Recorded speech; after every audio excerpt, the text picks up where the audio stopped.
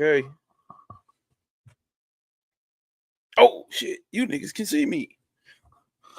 You niggas know how to see. Since when did human beings become conscious? All right. So we starting this back off again. Occult Sunday services. Again, I started early today because I wanted to start at 7:17 Central Standard Time. If you know that's the nigga time, that's the nigga number. But I want to actually finish this goddamn chapter. I actually want to finish this goddamn chapter today. Chapter 18 in Kenneth Grant's book, Outside the Circles of Time, right? Outside the Circles of Time. So what we here to do because we outside of the circles of time. This chapter is the incoming current, right? This chapter is the incoming current. Let me make sure my shit set up straight, y'all. Hold up. I thought I did all this chicks. Hey, look at that beautiful lady there. Hello, hello. Let's see. I feel like I don't hear myself. Let's see, I want my speakers come back. Here. Yo, yo, yo. There we go. All right, y'all. So shit. I know some people expecting other times, but let me hit live on Instagram. On Instagram. On Instagram.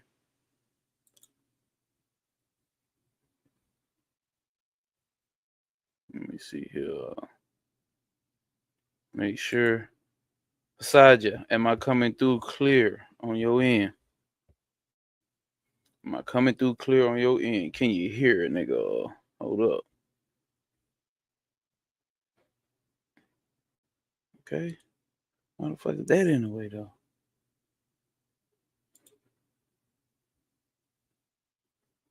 Am I coming through clear? Clearer. Clear. Squabble up. Squabble up. Oh, we in here. 14. If y'all in here, let's see. Let's drop something in the comments. Drop standing on principle in the comments if y'all here. Hit that like button if y'all here. If you here, you probably not already caught all the other live streams, right? So you know what type of content we pushing over here. We standing on principle over here. Yeah, see capital P push up. The cosmic P push up. The cosmic P push up. Okay. Hold up, y'all. Boom. Okay, we got it. We got it. We got it. Okay, peace, peace. Hey, Was. So I said I'm good. Hey, Was, what's happening? It's happening. Go get go get some sleep, brother. All right, brother. I'll get some sleep. I guess I look like a sleepy nigga. Guess I look like a nigga who's been in the field all day, boss. I'll get some sleep, brother. SOP, can we get some more of them standing on principles, some SOPs inside the comment? Drop that shit in the chat. If you hear, you hear. If you're not, you're not. It's all right. We're going to finish up because I'm going to try to finish this goddamn chapter tonight, y'all. Remember, let's see. Hold up. Y'all know what we reading, right? Oh, damn. Hold up. Y'all know what we reading, right? SOP, that's what I'm talking about. Shout out AWAS. Standing on principalities have been stood upon. And we got 17 people in here. That makes 16 times I have seen 17 today. Yesterday was 31. The day before was 29. Let's see how far we can go. Number 17. All right. All right, y'all. Y'all know how we do it every Occult Sunday service. Do you know Megamind? Yes, I do, brother. I am Megamind. If you did not know, so if you want to stay here and see what Megamind has to say, I encourage you to do that, sir or ma'am, Mrs. I don't know. So we finna finish up. I'm gonna just get there and get to reading, y'all. Not too much breaking down from what we did last time. Um, if we got to, we just got to. But I'm trying to run through it because we got a lot of pages to fucking go through. Cause this ain't no easy read, right? This ain't no basic bitch shit. This ain't no basic bitch. Tell me how it look on y'all screen, y'all. Is that showing good on y'all screen? Good enough to be able to read? Let me know something. AY Hasaja, let me know something. I don't know who else in here that's actually here for this. I know YouTube started with the algorithm, they just promote this shit to people, and some people just get in here and get to trolling. So we know the solid ones will come here later. Standing on principle. Standing on principle. Wow. Nigga. Okay. See everybody. Okay. Say we good. Say we good. Okay.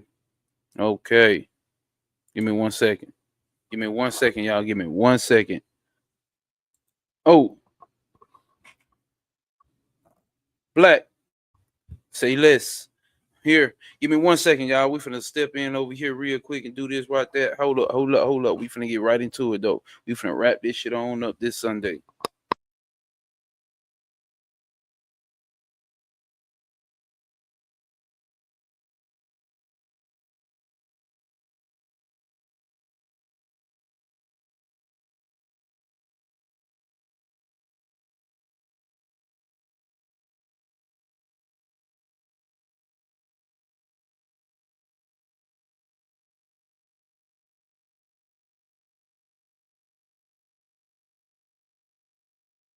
All right. Let's finish up where we left off at, y'all. Hold up. I'm gonna make me smaller, and I ain't really got to. Let's gonna do it like this then. All right. So we know we left off at the part. We're gonna read what we left off. We're gonna literally leave where we left off at. Not last time. I went back goddamn 30 goddamn pages, but it says to the question. Remember we was talking about how what Mayat is, right? It's actually Mayat is actually this force or this energy, or this mode of consciousness that's actually not here to loosen up the pressure that's applied on your black ass, white ass, pink ass, yellow ass, green ass. It's here to add more pressure onto you from the shadow side, right? Because we're dealing with the cliphotic side of the tree, right? The cliphotic side of the tree of life, right? We're dealing with this side of the tree, the shit that gets spookier. You know what I'm saying? So we dealing with that side of the tree. So we know that Mayat is actually adding. Hold up, let me make sure the folks on Instagram know to come over here to YouTube. I forgot to do that. Man, come join us. Fuck niggas.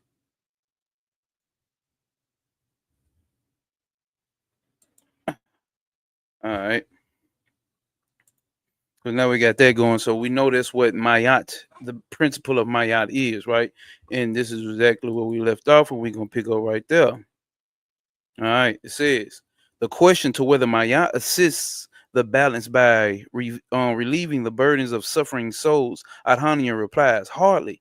She twins the pressure within the HPK universe or shadow side, making it impossible to bear. Then the egg cracks in there. Elsewhere, no one in they are elsewhere. No one else can experience this against his will. Success in the invocation is marked by the cracking egg and the realization that one has always been Mayat or Jao or Brahmin or no thing and etc. Names don't really apply. Why? See, that's important. You got to understand because like we having this conversation. Well, you got to understand like these titles. The higher up you rise up in consciousness, these titles listen with you. You see what I'm saying? Like I'm on threads, right? And I just like to see where the mindset is going. And it's a lot of people. I'm not even gonna pinpoint that specific practical system that people are using, right? But a lot if you just joining this, y'all, I need y'all to hit the like button, all right? I'm pretty sure y'all done been here before, so y'all already know how it go. I gotta get used to being a YouTube nigga though. I need niggas to hit that like button and drop something in the comment. If you're gonna drop anything in the comment, drop this right here. What they say. SOP, standing on principle. And that's what we about to get into right here, right? So you got to understand why they say names don't apply at this point. When you get to finding out, oh, guess what? I am my yacht. So you listen your attachments to titles. The higher up in consciousness you rise. I mean, right now I can say like I'm an occult student or I'm an occultist or this and this and that, but in reality, it's like, bro, there's really no name for this shit or what a nigga is at this point. I don't know what the fuck to call myself at this point because it ain't really no title I care to bear other than I just know. It's like, here's the real separation: those that know, then those that don't. That's the type of shit we on, all right? Hardly. Well, obviously, right? We still have shit we identify with, but the point is, motherfucker, the higher up in this shit you go, the less shit you attach to, and that's the reason why I said names don't really apply here. It can be Maya, it can be this, it can be that. Why? Because all these gods are multiple aspects of one. There's not multiple gods, right? We got to get that shit understood for those who just tuning in, who not understanding. This is the principle that we standing on. There's not more than one God. It's always been one God. We exist inside of the one. We exist inside of the one. I don't know if y'all can see that, but we exist inside of the one. You see what I'm saying? And this one has multiple aspects of itself. Now it says the principal value of my yacht. Here we go. What's the principal value of my yacht? Is that once one realizes that one is balanced ongoingness. So this balancing is forever going on. That's the homie. What's happening? What is happening? If y'all have not checked out me coffee with She and Taro's video, the divine masculine and feminine principle is on my live. Go out of here, go click on that, hit that to the save or hit that to your like so you can go back and watch this after the night. God damn it. What's happening? What's happening? I think we did a great job on breaking down the masculine and feminine principles. And here's another example of where we thought Maya was this beautiful, nice, what's the name? Yeah, Maya is putting that pressure on your ass. The divine feminine is putting that pressure on your ass. And that's but why? Because that's the nature of this reality. Because what? What does it say right here? It says the practical value of my yacht is that once one realizes that one is balanced ongoingness, you are always balancing out here. And like I said, my yacht is putting, it says right here, she is applying the pressure until the egg cracks. You are forever balancing. There's a difference between balance, balanced, and balancing. It's an ongoing process. Oh, Sunshine Chick, what's happening? What's happening? Sunshine Chick is very resourceful. Like for real. Oh, he did a great breaking down, especially on that beginner friendly level. I appreciate the fuck out of her for having me on because that was the best way to do it. I love, I love to do what I am doing. And she provided a platform for her listeners and mine, and we got to show a good balance of a divine man and a divine woman working upon the divine masculine and divine feminine principles. It gets tricky when you try to break that shit down, right? Because we got to understand it's different between woman and divine feminine, then man and divine masculine, right? Peace, gang. Eat theory, my dog. You know what I'm saying? My dog here for class. Hey, put that drop that standing on principle in the chat, y'all. Drop that SOP in the chat. Standing on principle. We are standing on principles and we going through them today.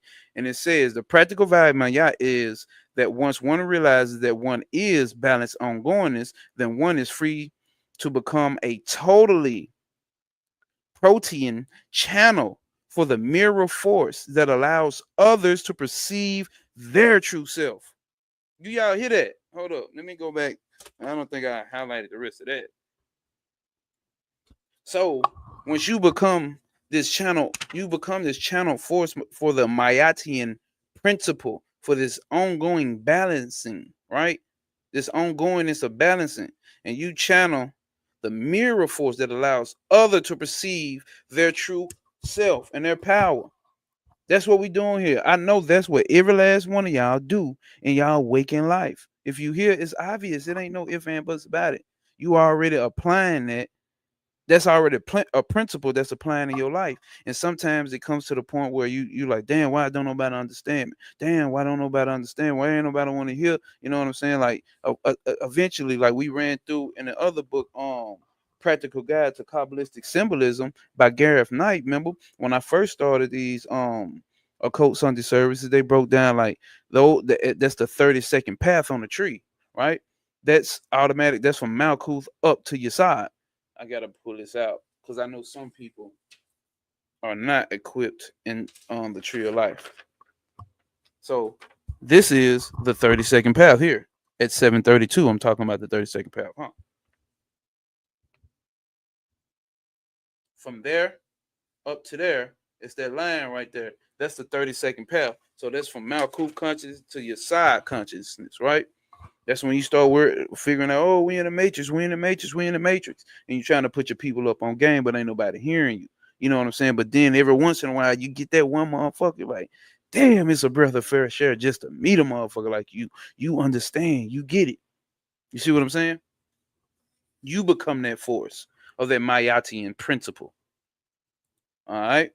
So it says, using Mayat's word of power, ipsos, as a mantra or mantram, but mantra, invariably brings the black flame into perception internally. She manifests as a tangible roar, nigga, a rough, coupled with an almost irresistible impulse to shoot up out of the body through the top of the head. Have y'all had that experience? I know you have. Externally, the manifestations vary, but how that energy comes out, it varies, right? So let's how that. We understand that varies, right? Everybody does not have the same exact experience. I'm talking about from tooth to nail. It's not like that. All right. Black say yup. Black say yup. Yeah. Black then had it. Black then had the experience. So I know a lot of you have as well. But everybody might not experience in that exact way.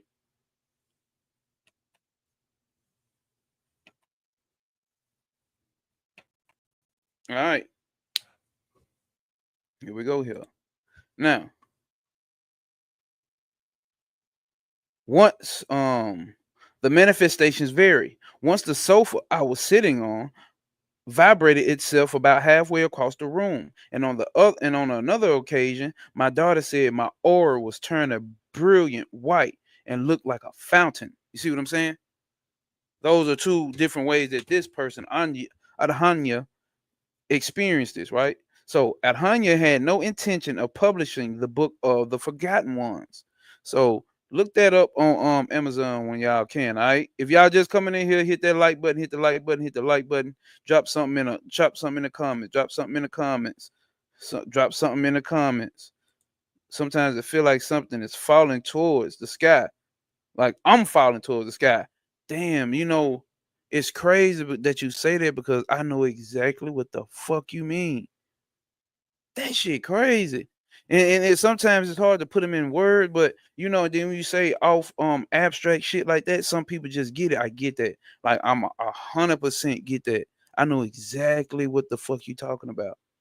And now I've been trying to hone in on it more when it comes in. You know what I'm saying? Trying to lock that channel in because yeah, it can be scary. It can be scary. Facts. It can be scary. So now I be trying to lock that shit in. And if y'all are here, like, and I start getting better with locking that in once I just took Travis Mages's elemental course, the elemental course that Travis Mages has. If y'all have not, hopefully he can tap in tonight. I don't know. Maybe he because he do book readings on Saturday night.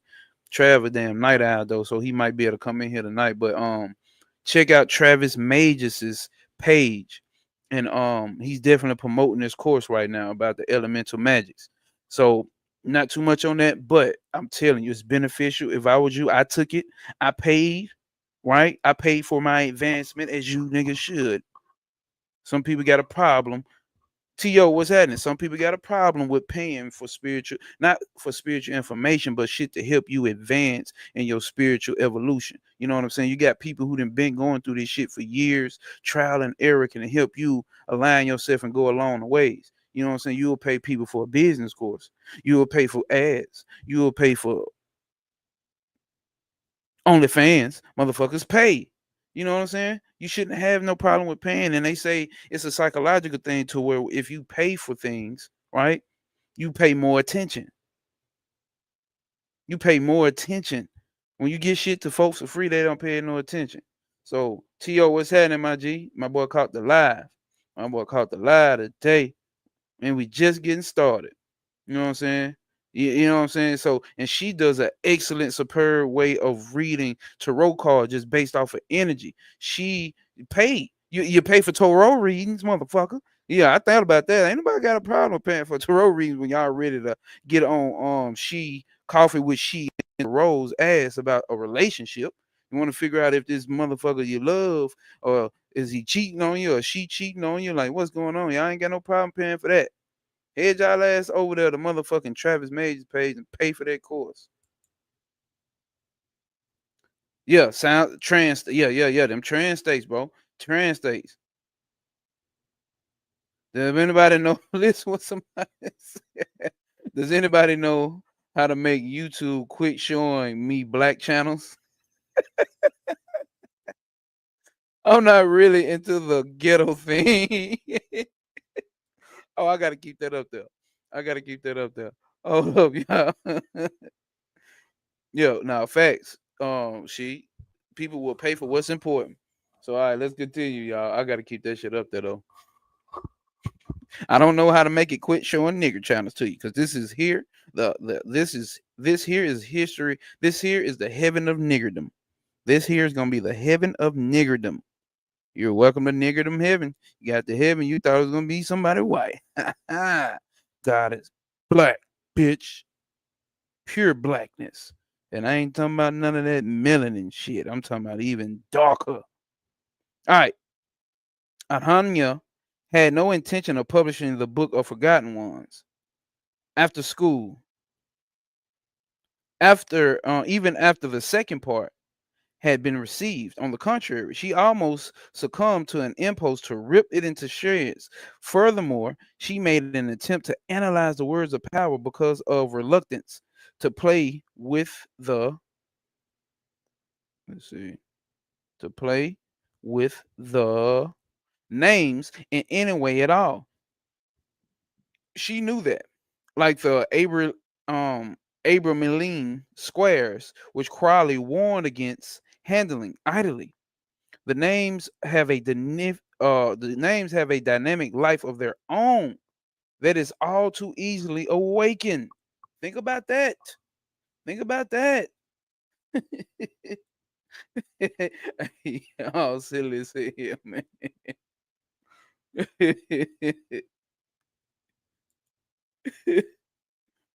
Oh shit. Um. Okay. Let me. No, no, no, no, no, no, no, no.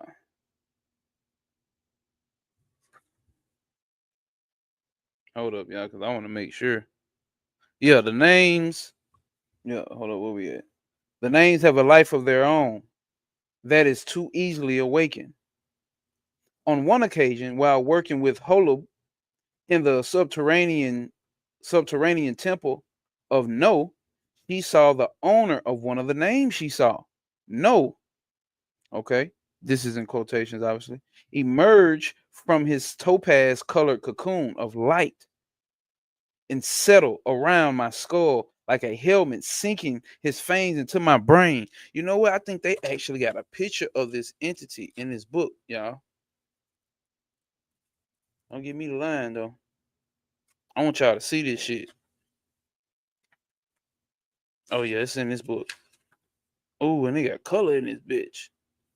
Sunk the fangs into her goddamn brain. Imagine that you can't do a goddamn thing about it. Let me try to find it real fast. If I can't find it, we just gonna keep the fuck going. Get the fuck dead the fuck serious. What did I say? Dead the fuck serious.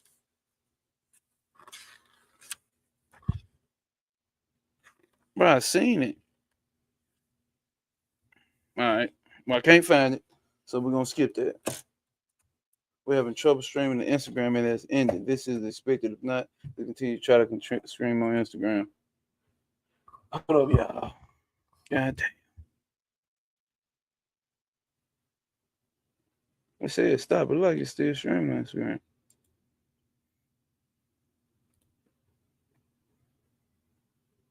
I'm gonna say bars. All right. Let's keep it popping. Let's keep shit popping. Let's keep standing on principle, y'all. Um, hold up on the. Oh no, we ain't finished. No emerged from his topaz color cocoon of light and settled around my skull like a helmet, sinking his fangs into my brain. I was even idiot enough to invoke him in a ritual with a shadow and nomad, and then watched him stalk the two of them around in a circle in my body. Drawn knife, flesh hunger, intended on butchery and all. They, the forgotten ones, are real enough. You better not think that them forgotten ones ain't real. You better not forget. You better not forget. Remember, when we talk about forgotten ones, we talking about the what are we talking about, y'all? We are talking about because it may be in this other book. What we are talking about are these a hidden aspect of primal human existence that no longer exists in human existence, right?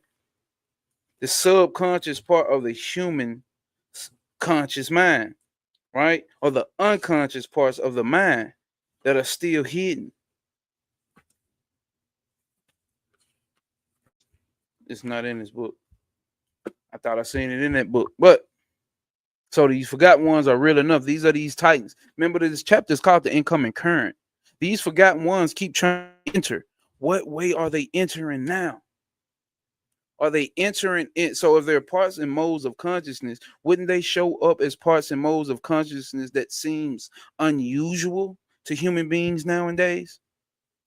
What's your standard right now, right? What's your standard of what a stand-up human being individual is? What's some shit that's popping off that you feel like we ain't never seen that may be some different, some shit that may not align with your identity, right? Something that may not align with what you identify as, something that may not align with what makes you comfortable, right? So we talking about this shadow side, the dark side, nigga. Talking about the dark side of the tree, which they call the shell. All right. Hulub, on the other hand, plays quite fearlessly with these names, and so far with impunity. He has a particular leaning towards the great old ones. And according to Adunya, his work with them is highly effectual. It was during a joint working with that Holob had the vision of the golden one, the feminine analog of Anton. Natan. I don't know. Holob is thus an efficient channel of the double current in its Mayatian form. Mm.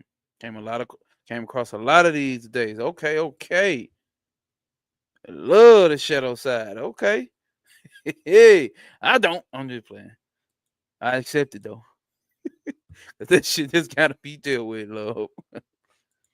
Love the shadow side. Okay. Right? It's different. It is different. Let's see here. All right.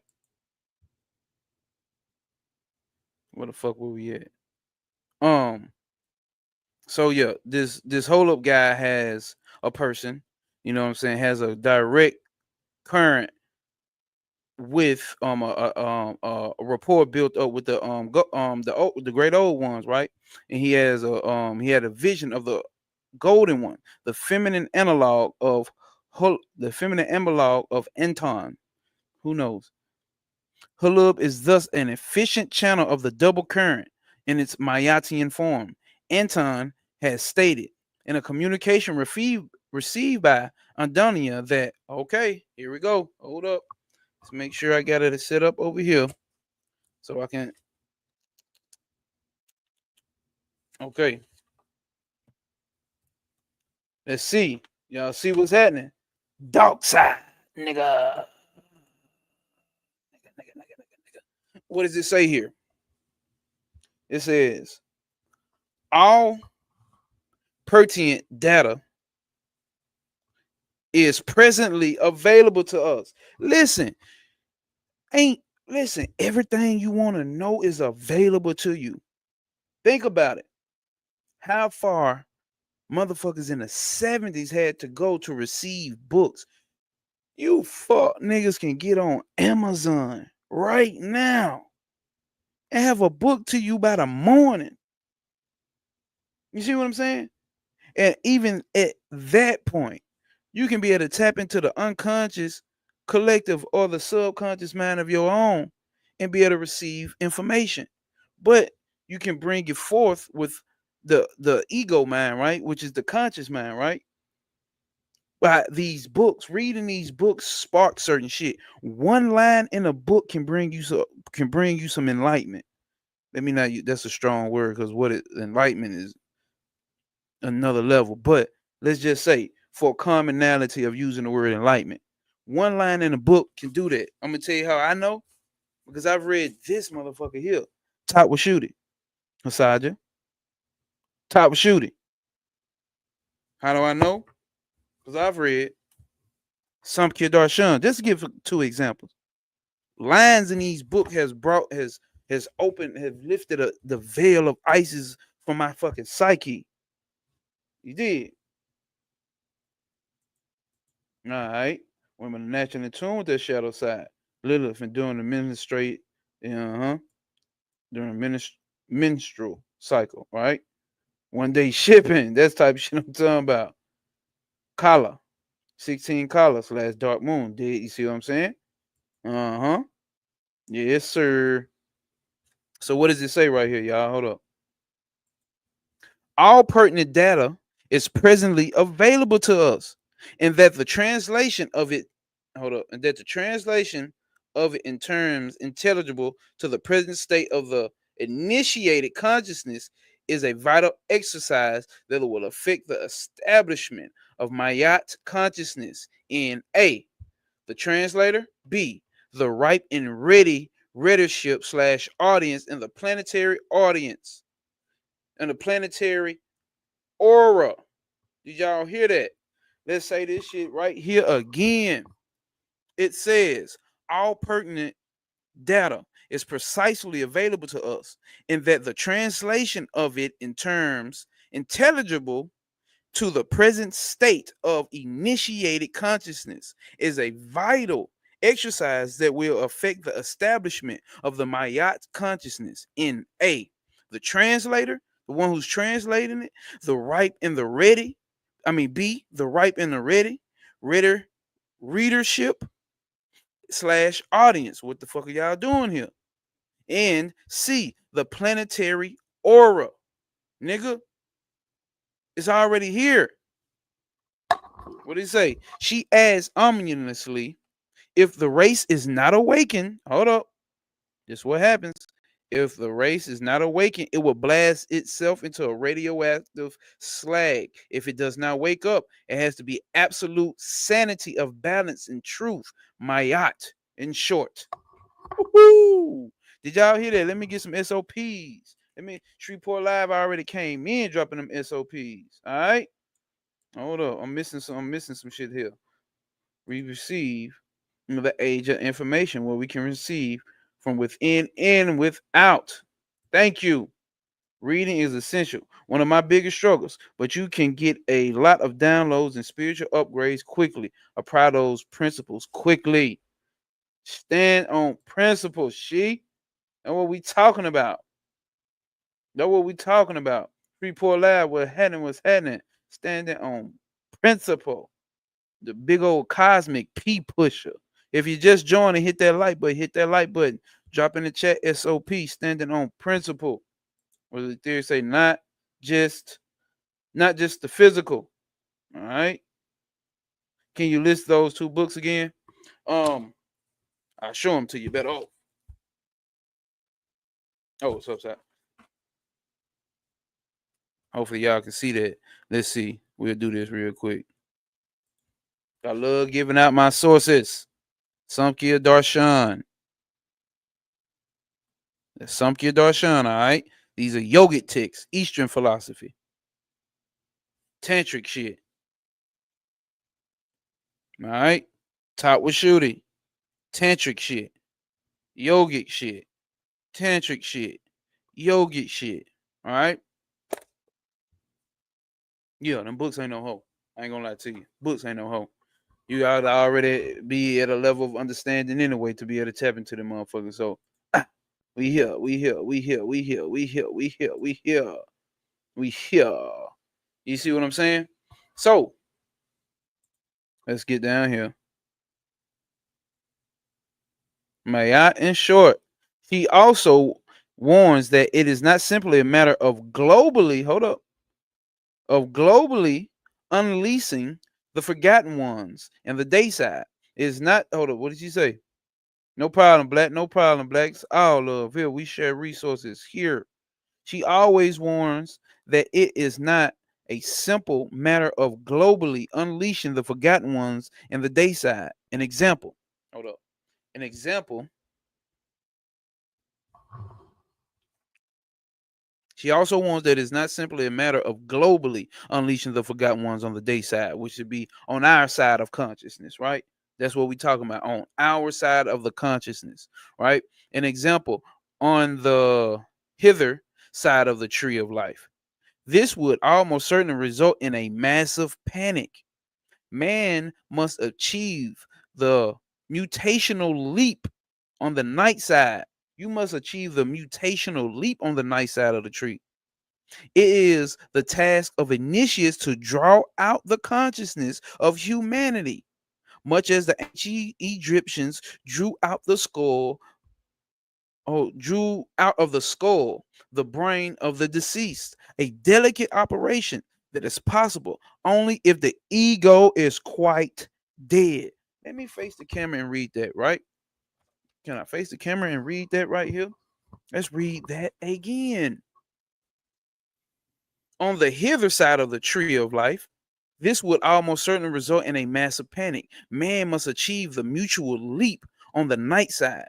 It is the task of initiates to draw out the consciousness of humanity, much as the ancient Egyptians drew out of the skull the brain of the deceased, a delicate operation that is possible only if the ego is quite dead. Now, this is not here to support your ego death shit that people be saying. What they saying is the ego is no longer attached to anything on this side of the tree.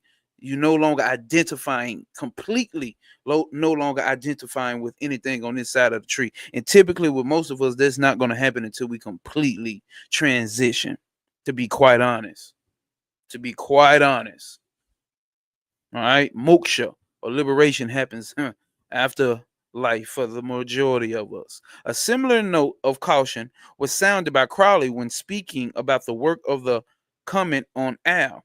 He realized that if it were not executed exactly according to the instruction given in the book itself, years, even centuries of devastating havoc might blast the planet in lieu of the spiritual enlightenment for which it is the purpose of Al, to prepare mankind.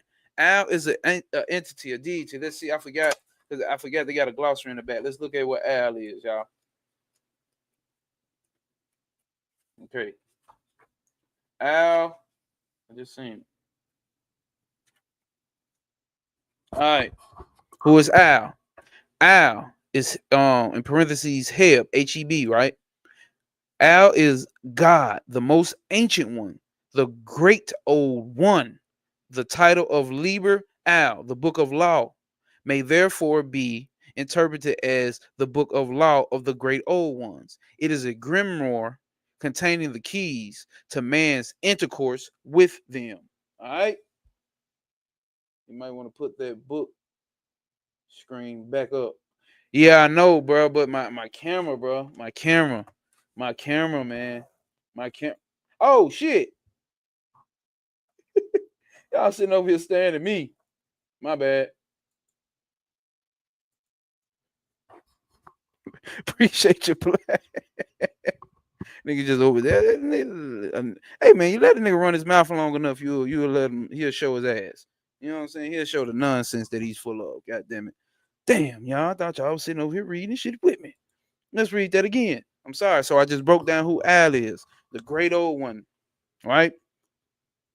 A similar note of caution was sounded by Crowley when speaking about the work the work of the comment on Al. He realized that if it were not executed exactly according to the instructions given to the book of self, years, even centuries of devastating havoc might blast the planet in lieu of spiritual enlightenment, for which it is the purpose of Al to prepare mankind. So one of these great old ones is trying to push us into, you see what I'm saying? So it's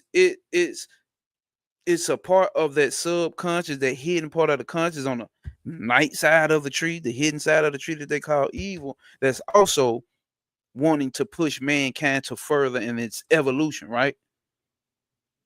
The children of Mayat are the element. Nope, nigga, I'm finna highlight that. I'm not skipping that.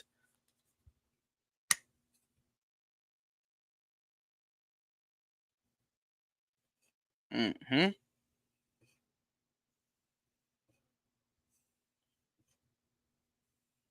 Y'all didn't know it. These books, this book we're reading. Do y'all know that it's on Amazon for $1,500 fucking dollars? Just letting y'all know that. Just letting y'all know that. Just letting you know. Just letting you know. It is. Just letting you know. The children of Maya are the elemental and instrumental factors in the initiation of humanity at the present stage of its development. They they will provide the initiations via the ordeals that will accelerate evolutions by means of manipulational leap. Here go y'all quantum leapers. What's up with you quantum leapers? Any quantum leapers? I don't know what the fuck it means nowadays, but we talking about transferring consciousnesses into a whole nother aeon. Let's see. Oh, okay. I'm listening while staring at the trees. I'm mad as hell. I'm thinking y'all sitting here fucking watching, reading the goddamn book. Yep, and the Black Goddess and the Sixth Senses in the Sixth Sense book. Come on now, y'all. Black tapped in. My folks tapped in. She she talking about some crazy. I don't know if you talking about crazy how I fucking up or the shit I just read. Sometimes I be out of twack. Squabble up. Squabble up. Squabble up. Y'all heard that, Kendrick? I know that's off topic, but I'm a nigga who listen to that shit. I don't sit here and just listen to meditative music. Oh, the price of the book. Yeah, yeah, yeah. The price of the book. Yeah, $1,400. $1,400. $1,500. This one right here, can't even find it on Amazon. You probably can now, but it wasn't when I was trying to get it. And I got the hardcover, motherfucker. You know what I'm saying? But there are people out there who's making this shit affordable because the original price is $36. Nigga be hiking up these book prices, bro. You know what I'm saying? Fucking up the market. This shit ended up happening like this though. Especially if you remember the book Cyclomancy. Cyclomancy is a 10K book. Woo! Long live brother Panic, man. God damn. He made that book price jump up. So, the children, this is where we are right here, y'all. Where we are right here. The children of Mayat are the elemental and instrumental factors in the initiation of humanity. Humanity goes through initiation, right? That's what I'm saying. Like the pressure getting applied from Mayat, from the divine feminine principle. The divine feminine principle is applying pressure on humanity itself, right? Because we know divine masculine, divine feminine exists in man and woman, and not just in man and woman. It exists in trees, it exists in water, it exists in fire. You see what I'm saying? It exists in everything. So we do know when we talking like this, we standing on principle. We are not putting our ideology applied to feminine and masculine, right? I know y'all here. Hasadra, where you at? All right. And it says factors the Mayati, the children of Mayat are the elemental and the instrumental factors in the initiation of humanity at the present stage of its development. They will provide the initiation via the ordeals that will accelerate evolution by means of mutational leap. In connection with this event, all right, Lord, there she go. In the connection with this event, it is significant that the images of the frog appear to Adhanya at the time Liber Prima Numbre Prenumbre was to be transmitted, was being transmitted. Hold on, where we at? Right here. She then had the vision of the 23rd trump of the Taureau. Hey, what's the 23rd trump? What's the 23rd trump? Shit. It's gonna give it to us anyway, but I just wanted to pull up the card. But that's me. She then had the vision of the 20. Hold up. She then had the vision of the 23rd trump of the Tarot. She supposed this trump to be outside of the tree of life, reckoning the 22nd path as the last. Uh-oh. I can't help it. I gotta look.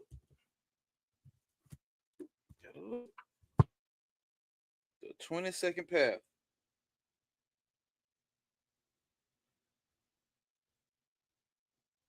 Squabble up.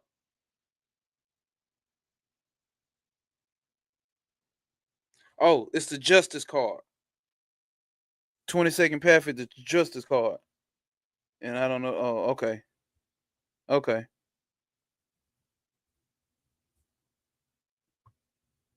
Yes, the justice card. Well, the 22nd path is. The I-223 includes the images of a frog among its symbol. As previously explained, the frog is a symbol of those adepts who use the formula of Voltagris. Let's see what that means at the bottom. It says right here, the formula is used by votaries of the cult of the Black Snake, directed by Michael Berto. It has been explained in Cults of the Shadow. Okay, that's a book. It has been explained in Cults of the Shadow. So that's a book. Okay. Where we at? I-223 included the image of a frog among its symbols. As previously explained, the frog is the symbol of those adepts who use the formula of Voltagris, which involves a method of transcending the paths on the night side of the tree. When this formula was pointed out to the Adhana, she had a fleeting but vivid vision. Uh-oh. Let's see what her vision was she had. Of a dark amphibious form, limned in phosphorescent green, holding a wand. The wand was clearly visible, emitting its own light. A trident in the form of a shin. What's a shin? A triple-tongued letter of fire in spirit. All right. What a fire spirit symbol like Shin was doing in such surroundings, right? Because what's a fire spirit doing in water, right? And I was talking to Curve right here. Me and him was chopping up about how we go into these topwas, right? So when you do this topwa shooty meditation right here, right? See, this is what I'm talking about, how masculine and feminine go into each other, right? Let's see, can y'all see this? Damn. I hate when I be dropping my bookmarks. So let me get y'all up in here. But she's talking about, like, what is this fire symbol doing in here with water? So when we do This top was shooting meditation, right? This oh, this right here is the earth element. And then right here, you can't even see it. You see that moon with them lotus flowers at the end of it? That's the water element, right? And then here's the fire element at the heart. And then you got this hexagon from the third eye down to the throat chakra, right? And then you got your crown chakra up here, which is Akashic records. Okay. But when you're doing this meditation, you dissolve this element into this element, and then both of those elements to the third element, then all three elements into the fourth element, then the fourth element into the fifth element. Then you dissolve them, right? This shit not cookie cutter. It's not cookie cutter, right? It's a way more intricate system that we live in when we dealing with consciousness, right? So where we go here? What a fire slash spirit symbol like Shin was doing in such surroundings, I have no idea. Oh, okay, it says 51. Adunya oh damn, y'all looking at me again. So sorry. Okay, hold up, shit. I see what you asked. Let me get this together though. Let me get my screen together. So she asked, so is there specific ways to meditate too? Access elementals? Um, in general, there's a shit ton of ways to fucking meditate or practices to do in meditation. But this here is powerful because you want to have a subjective experience, right? Hold up. Because you want to have this subjective experience where you can bring all, because you got your, remember we got our five senses, right? And I just showed you the five elements. The five elements relate to the five senses as well, so they go in with each other. But you take this up to this subjective realm of existence, or this subjective realm of experience, and this is where we balance shit out, right? Because we are, all of us already know, right? Everything happens on the I'm on the spiritual planes first and then makes its way down. So but you can also send effects going up the spiritual planes as well from Malkuth. So we working, and we can do that with our mind. That's how we that's how we quantum leap and all that. Not saying this specifically like this to you, but I'm just talking talking in general statements, right? So with this book, this is why I think I've told you about this as well before we did our show. I think I told you about it. So definitely get this book. Definitely get this book. It definitely, I will say this, it heightens psychic awareness. That's all I'm gonna say. I ain't gonna go no further. I ain't gonna go no further. I done showed you niggas. I done showed. I done showed. I done showed. Okay. Okay. She said she get. I was gonna go even further, but okay. Bet. What did they say? Up and down, down and up. This is how we. Let me stop while I fuck around and make some jokes that offend people. She then had a vision of the 23rd Trump of the Tarot. Okay, we passed that, ain't we? She's okay. What a fire spirit. Like, make sure we good over here. Damn, I'm over here fucking tapping everything.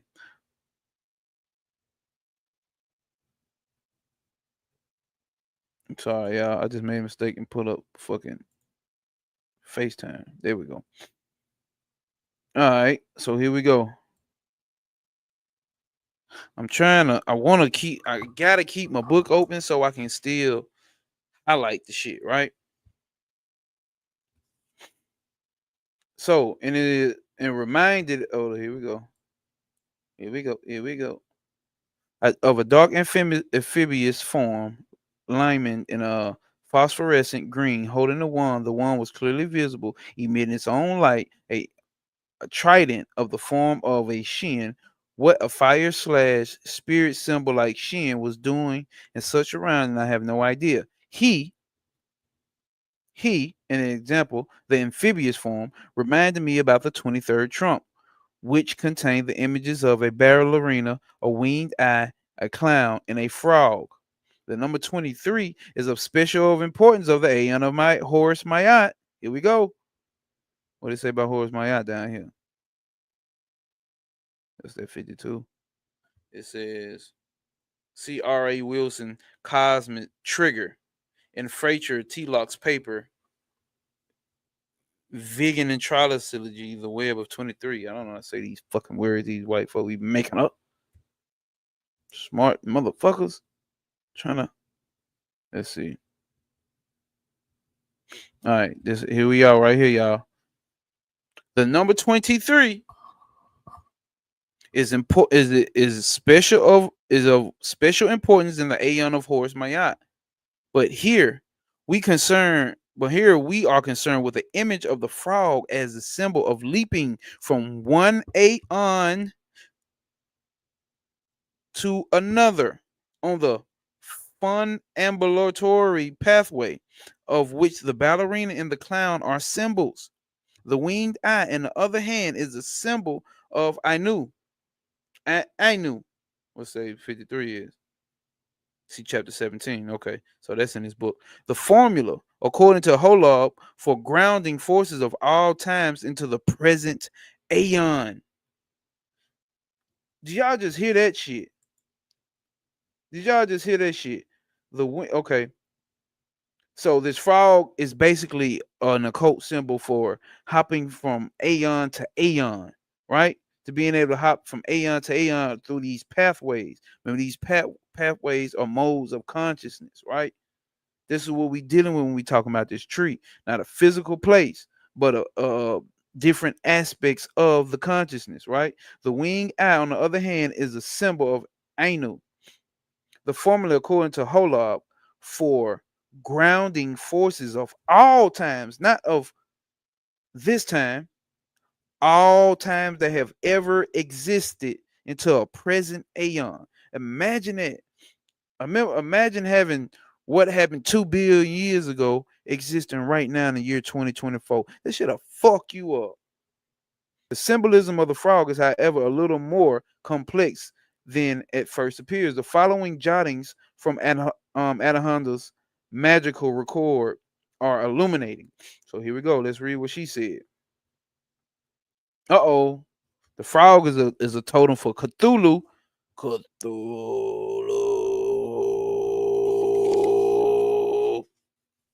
Those that know, they know.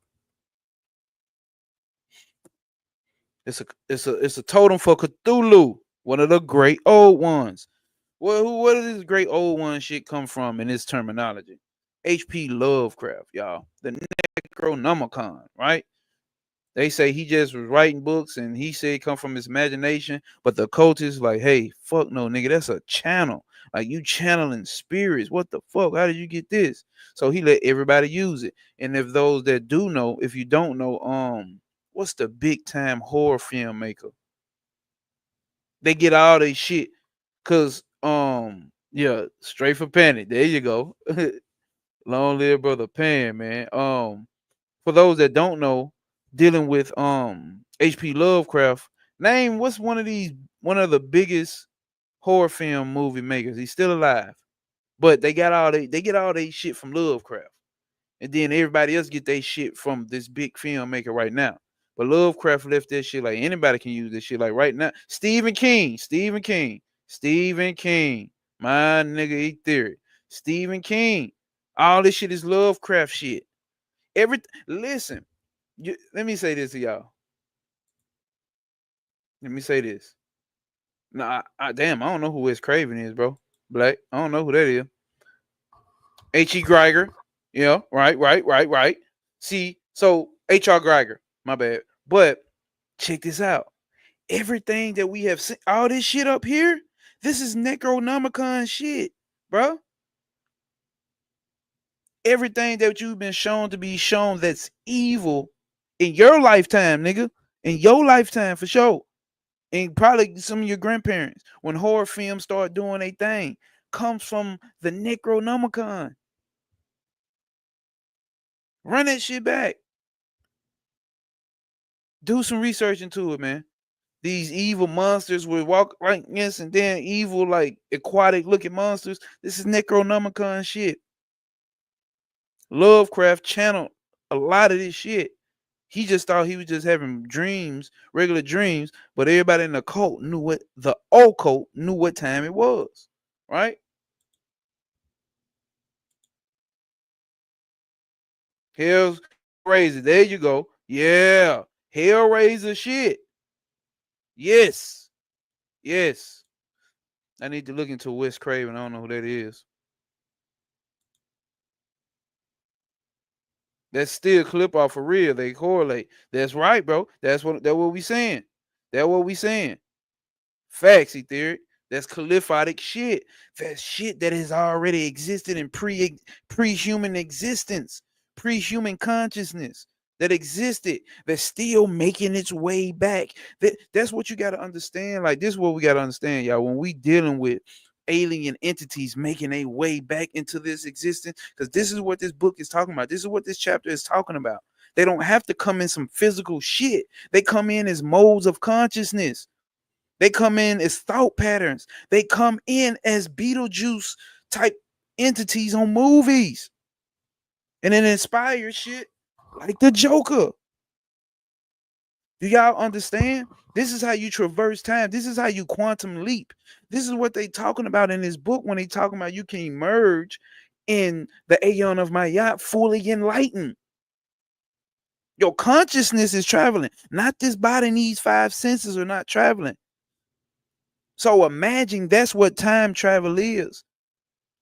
You hopping timelines, or you moving through so-called pathways or through back channels of the subconscious human mind, and you find a human mind that you can manifest through in a fucking dream or a channel. And he writes a fucking book that goes fucking global that changes the whole aspect of fucking horror films.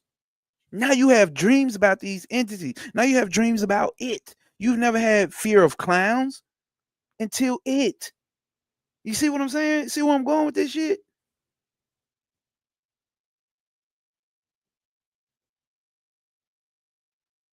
It's consciousness. Yes. Yes. It ain't technically a place. The only place is here. The only place is now. That's the only thing that exists. Right? We know that. But I understand that, like, with a lot of shit that gets pushed, and I'm not talking to you, she. I'm talking in general to everybody. I'm saying it because I got your comments sitting up there. I'm talking in general to everybody. I understand with the trendy shit that gets pushed, it's not P. It ain't P. It ain't principle. That's not what these books be talking about. These books be having to give it to us in that sense because that's where our current state of consciousness is. Our current state of consciousness is five senses built. You see what I'm saying? Taste, smell, touch, smell, fuck, lick, stick, pick, all that shit. You see what I'm saying? Oh yeah, Beetlejuice is a good one though. I ain't seen the new one. I ain't seen the new one though, Black. I ain't seen the new one, but I will. So let's get back to it, y'all. Hold up. Come on, man. There we go. Make this even full screen. Even full screen. Cthulhu's totem. Frog is Cthulhu's totem. Tadpoles like spermatozoa grown large. Marvelous mouth with the tongue anchored in backwards, attached at the lower jaw and lying in a groove towards the back of the throat. When prey comes along, it flicks forward like a spear throwing stick, lightning quick, snaring the helpless fly with its adhesive and slightly bufricate tip. The frog represents Mercury Sagittarius as well as the elder gods. Frog eggs are laid in a frothy, glutinous mass.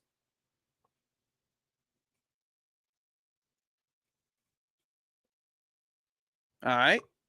The function of the mouth and the tongue are stressed.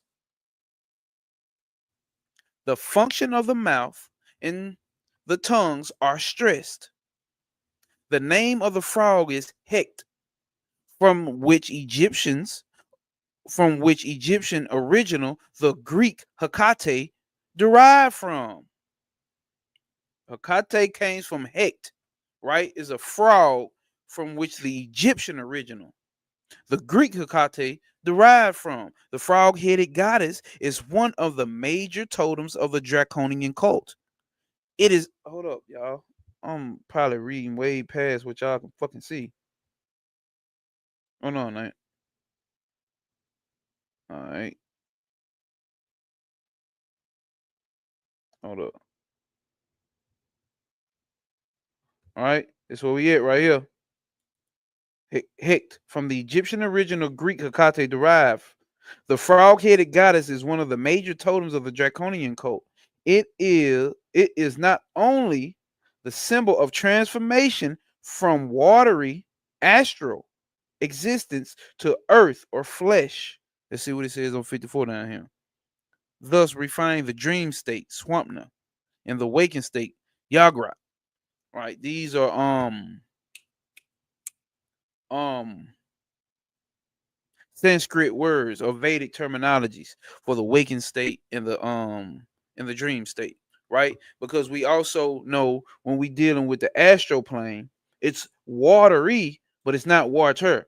The astral plane is built up out of emotions. The element of the astral plane is emotions.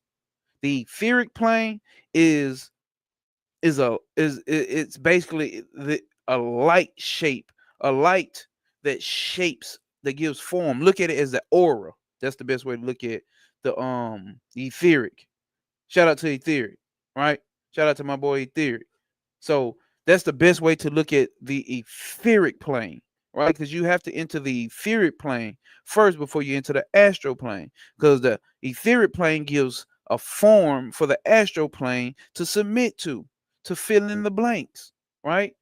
So the astral is the is the element, the substance of emotions. The etheric plane is a substance of light, but a light that is an outline, right?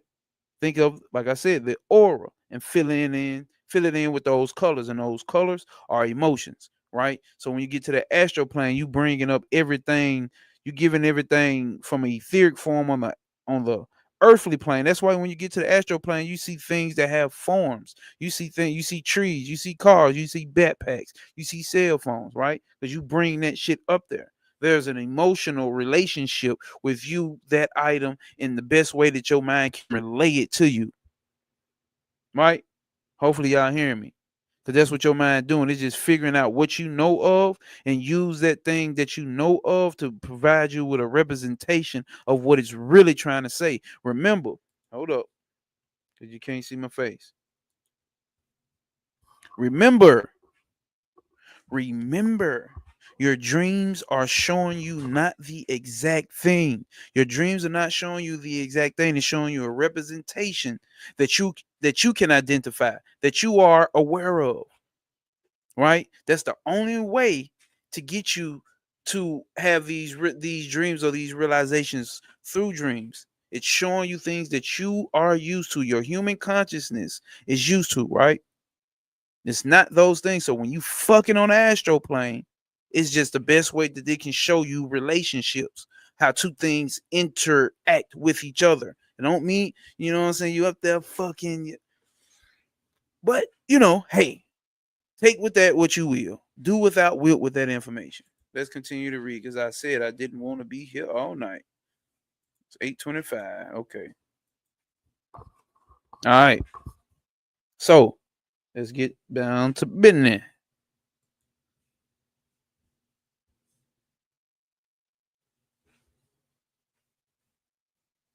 Okay, hold up. It is not, let's see, what is it? It is not the only symbol of transformation from watery astral existence to earth or flesh. It is a symbol of the leapers who jump the paths on the reverse side of the tree. This is what we're talking about, quantum jumping. It's a whole different thing than what everybody else talking about, the reverse side of the tree. But most important of all, Hecate is the equivalent of the number 100. I'm over here highlighting, y'all.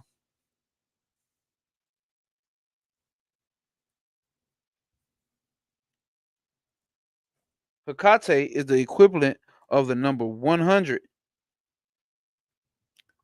Koph, the glyph of sexual magic in its lunar phase. It says 55. What does that mean? Of reification and manifestation. Koph, the glyph of sexual magic in its lunar phase, right? And Koph, the daughter who refies by means of the secret eye of her sexual moon. The frog goddess. The frog goddess is thus a glyph of Koph. Hold on. Of is thus a glyph of Kophnia, the eye of manifestation on the backwards path, and as such an embodiment of Ma'ayan, or the Aeon of Mayat, adumbrated in the book of the law. Here we go, right here. I guess it ain't gonna show up. But it is noteworthy in this connection that a certain magical word recently published in the book proportioning. Hold on, what the fuck is that? Just okay.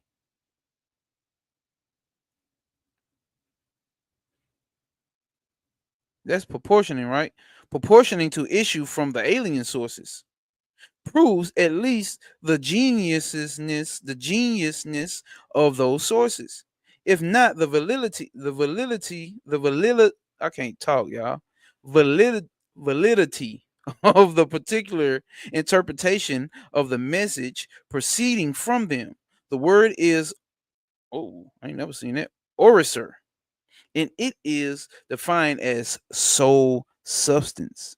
Its number is 542, VRISSVR, Visver, which is Kabbalistically identical with the MQTBH. See, they take out the not the what's the name, what they call them, the vowels and shit, right? So these words, but you actually can pronounce it.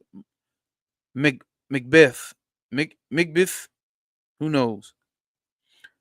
The foramen, the foramen, or small hole in the heart, which is identical with the void of sunyata, that is the base and substance of all things.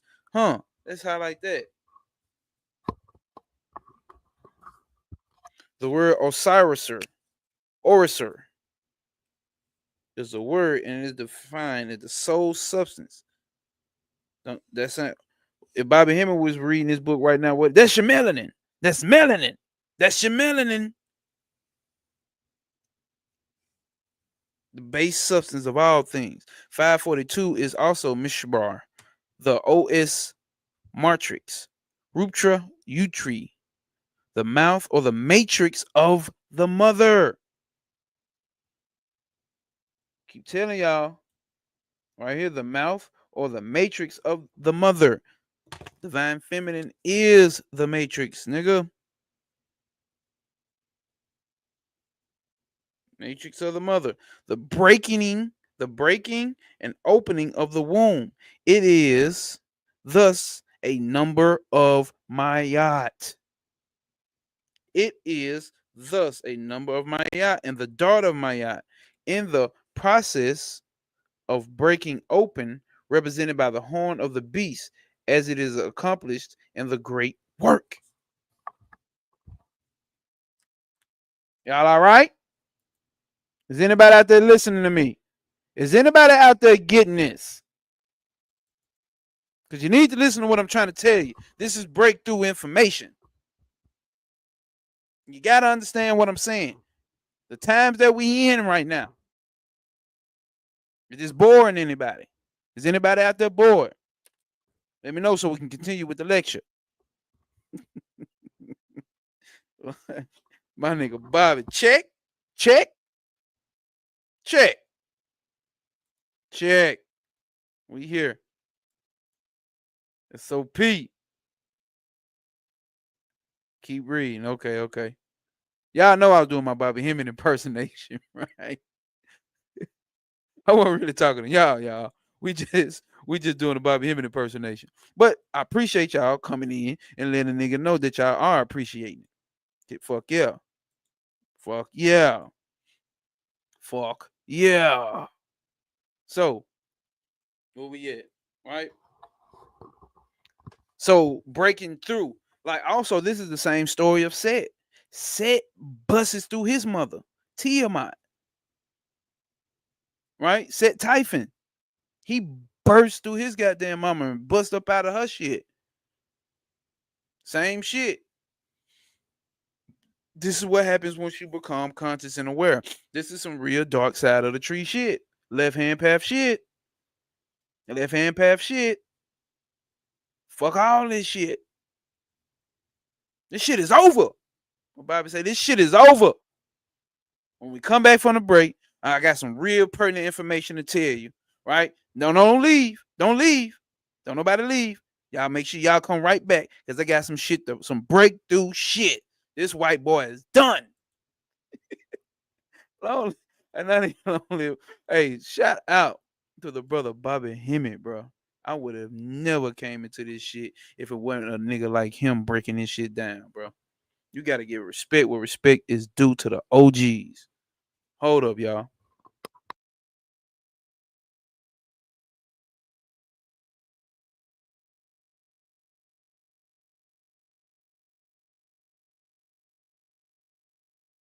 Hey, y'all. Hey, what bro used to say? Fuck the dumb shit. Fuck the dumb shit. You know he grew up in Atlanta. Fuck the dumb shit. Fuck the dumb shit. Well, he stayed in Atlanta for a while, right? Fuck the dumb shit. This shit is over. I'm talking about straight nihilism.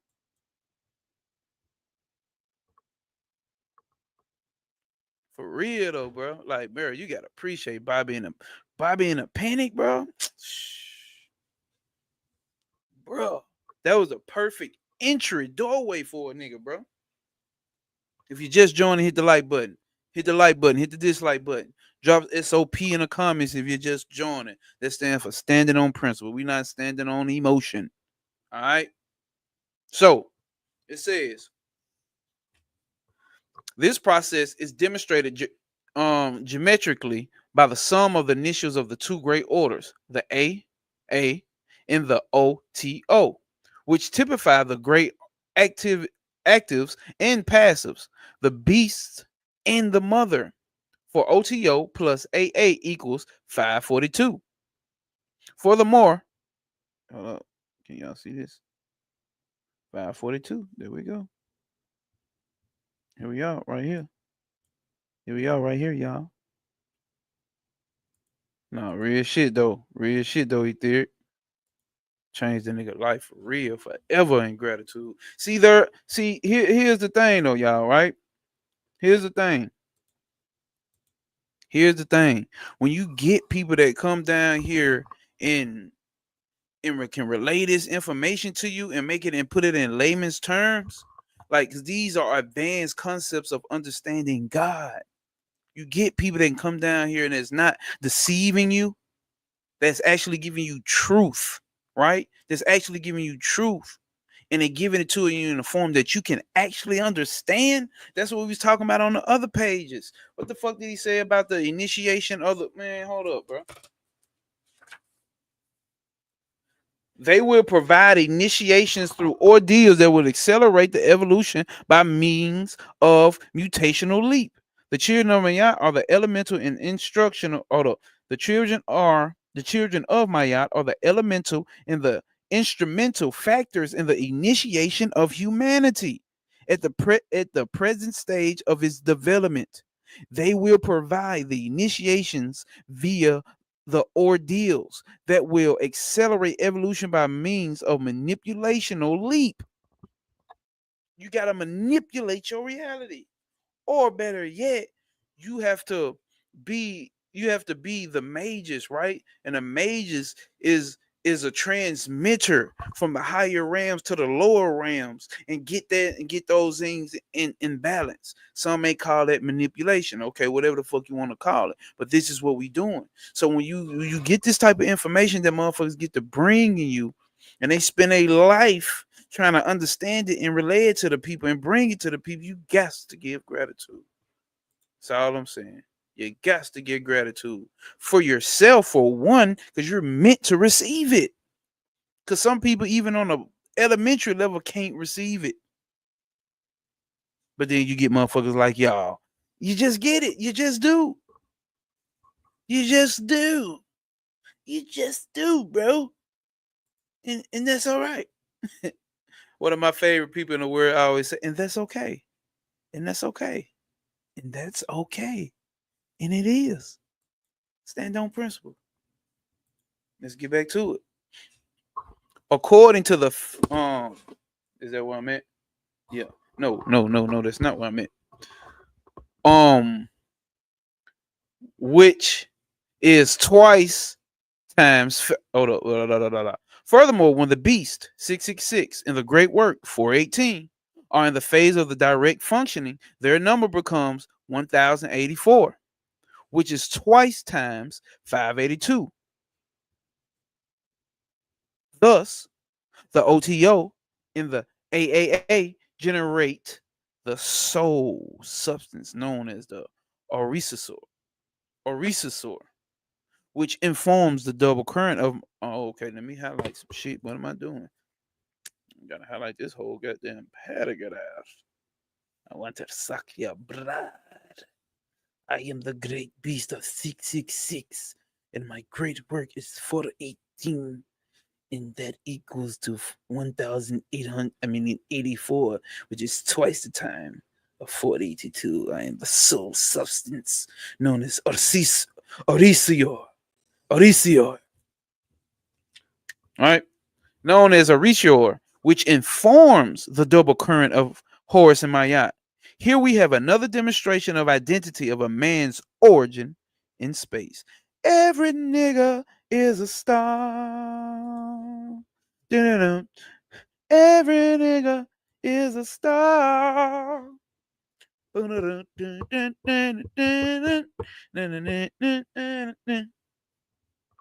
niggas is stars, man. According, okay, hold up.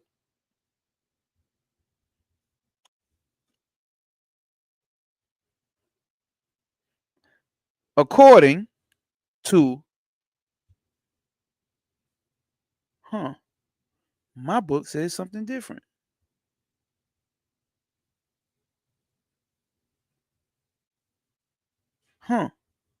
See, according to the few descriptions given in Philip's book, according to Pharaoh under the term Orisha, included many gods. Whoa, y'all, this is something totally different that I got over here. I'm gonna read what this says, then I'm gonna read what my book say. According to Pharaoh, under the term Orisha are included many gods, stated by the priests generally to be 401 in number. 401 is the original estimate. Later accretions bringing the total up to 600, if not more. The number 401 is that of Ath, which is essence, a presence definition of Orisor, and a synonym for Azoth, the sum in essence of all conceived as one. 400 is the number of full manifestation. Let's see what it says over here. Let's see. I'm going to read what my book says. According to the few descriptions given in Philip's book, Orisa is a being of another order, another world, a great old one like Awas. See, that's why I don't like having these PDFs. Or I got a new translation of the book. They didn't change. They be changing information. So listen, y'all. Ooh. Let's see. Let's read my shit. According to the few descriptions given in Philip's book, Oricio is a being of another order, another world, a great old one like Awas, Amlantra, Aosk, Abludis, Abudis, and others. Note the similarity of the word orisor to the African word orisha or oricha, which means fetish, oracle, or divine word. Pharaoh refers to good and bad orishas. Pharaoh, as in Farrow, refers to good and bad orishas, and others who cannot be traced back to any human origin. Read Stephen Farrow's book Faith, Fantasies, and Fetish. All right. According to Pharaoh, under the term orishas are included many gods stated by the priest generally to be 401 in number. 401 was the original estimate. Later, accretions bringing the total up to see. Oh, damn, we already read that part, didn't we? Oh, yeah, because that is actually over here in the book, right? To bring the sum total up to 600, if not more. The number 401, let's see that part. Essence and presence of definition of the Recio. Synonym. Let's see, stop at full manifestation. Let's see. The number 401 is that of ATH essence or presence, definition of the Recio, and a synonym of Azoth, the sum and the essence of all, conceived as one. 400 is the number of full manifestation. 401, let's see where we at now. 401 is the manifestation of all in unity. Okay. There we go. We back at it, y'all. We back at it. It looks like we back in the same book. Hold up.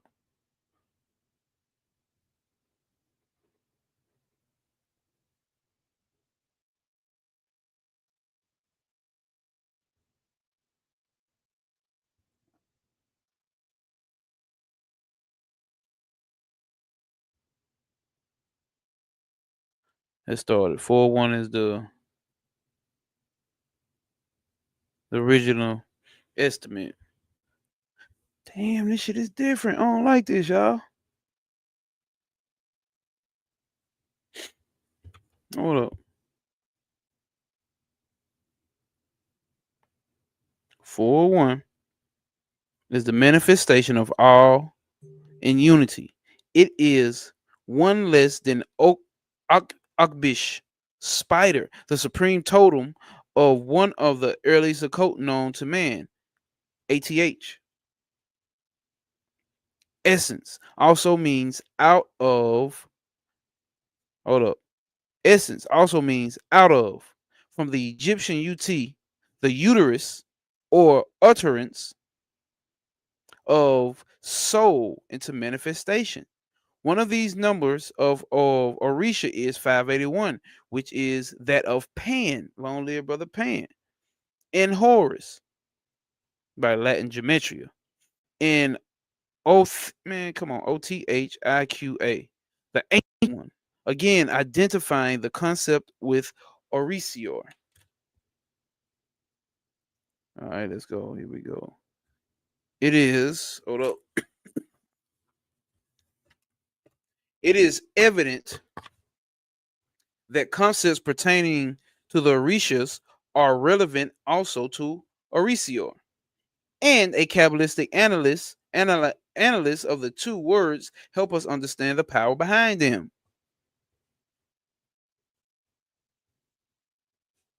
Hold on, where we go? Here we go right here. The book by Philip is a particularly interest here because it refers to the secretions and the excretions that are used in the sexual magic involving invocations of the great old ones or the forgotten ones, whether Orisior pertains to the former or the latter class, makes very little difference. See that? Because I'm seeing some people on what's that shit called? Threads, and they arguing. The Orishas is not this, the Orishas is not that. Y'all mixing it up with it with this Western shit and this and this and that. And I'm like, bro, that shows lack of understanding. Because you think you got some prideful understanding of whatever new religion or whatever new faith or whatever new practical system that you joined into. Like, bro, all this shit is connected. They wouldn't be able to read no shit like this. What you mean Orisha's 580? Not when I say they, the ones I'm specifically talking about. You see what I'm saying? I'm not talking about people who are in Ifa in general or the Yoruba people. You see what I'm saying? I'm not talking about all of them. I'm talking about some who don't dabble into the hidden side of all of this shit. They wouldn't be able to dabble into no shit like this. Oh yeah. Where the fuck is we at? Damn it, I lost my page. Okay.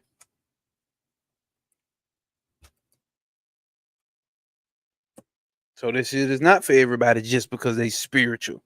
You see what I'm saying? This is only cut for certain motherfuckers like you. Well, Levant, look, what's the name used to say? That looks good on you, Bruce. If y'all grew up watching BET Comic View, that looks good on you. I can't wear that, but that looks good on you. The book by Phillips is of particular interest here because it refers to the secretions and the excretion of those used in the sexual magic involving invocation of the great old ones or the forgotten ones. Whether Orisia pertains to the former or the latter class makes very little difference. The book advocates the use of these elixirs and draws attention to them as invaluable means, possibly the only means whereby man may avert the cas- catastrophes. Casta- ca- Somebody help me here, y'all. Y'all can't even help me. Catastrophes. I know it means catastrophic, right? But goddamn, is this written in a different word, a way? Catastrophes. That's how you say catastrophes? I ain't never seen catastrophes written out. Listen, man, I'm being completely vulnerable with y'all because some of them like this nigga right here. It can't say shit. Yeah. Man may avert the catastrophes attended upon their abuse and misuse, right? Man may avert. I appreciate y'all. See why y'all ain't laugh with me though. That mean y'all think I'm a sad case. Y'all ain't coming on here laughing. I'm laughing at myself. Y'all need to be. Why y'all ain't laughing at me? Okay. They say that's right. Catastrophes. Where do we go from here, y'all? Where do we go from here? Catastrophes attended upon their abuse and misuse because their sheer ignorance they have been allowed to go to waste. Let's read that again. The book advocates that the use of these elixirs and draws attention to them as invaluable means, possibly the only means whereby whereby man may avert the catastrophes attendant upon their abuse and misuse, because through sheer ignorance they have been allowed to go to waste. You can't, he said, hey, shit, I was crying. There we go. There we go. Laugh at a nigga. Like, come on, laugh with a nigga. I ain't fucked up with it. Um, I definitely, especially reading this book. God damn, you get words that's OTHIQA is Othika. Like, man, these words in these books. God damn, man. Um, so yeah, so things like that go to waste because you know what I'm saying. Man may not have the proper means to know what to do and how to use it. You know what I'm saying? They avert to catastrophes. There we go. I got it, y'all. I got it. Catastrophes. You know what I'm saying? Because we abuse and misuse shit. Fucking humans, that's what we do. In ancient Egypt, the vital collars or elixirs were represented by the beetle. Uh oh. We know, remember I showed y'all Kefra is actually Kether, and Kether is actually Sit. God damn. I showed y'all that on my Bobby Hemmett dropout video. In ancient Egypt, the vital collars or elixir was represented by the beetle, which was a symbol of light and darkness. The sun at midnight. The beetle Kefra was also em, embellic of the corp cop Fijius deity. We're not gonna scroll over that. What the fuck does that mean? Let's see what the fuck that mean.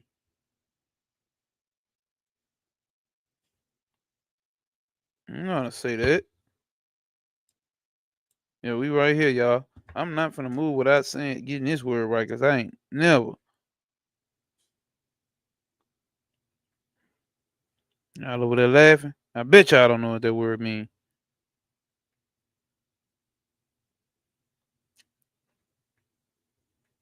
PHA. Let me move this shit up. PHAGEOUS.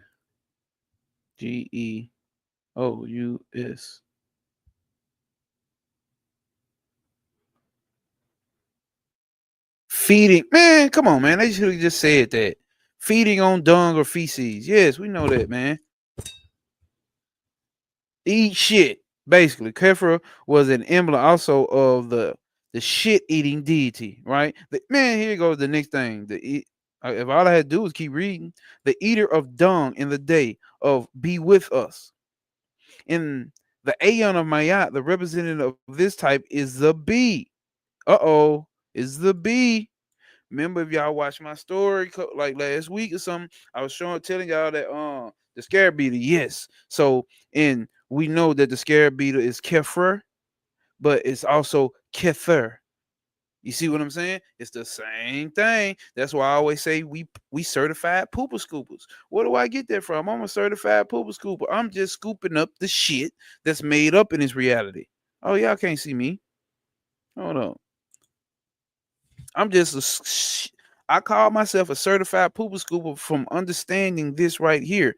That what Kether the beetle was an emblematic of the basically the eater of the dung of the day of be with us, and the Aeon of Mayat, the representative of this type today is this bee that hides its sweetness in darkness.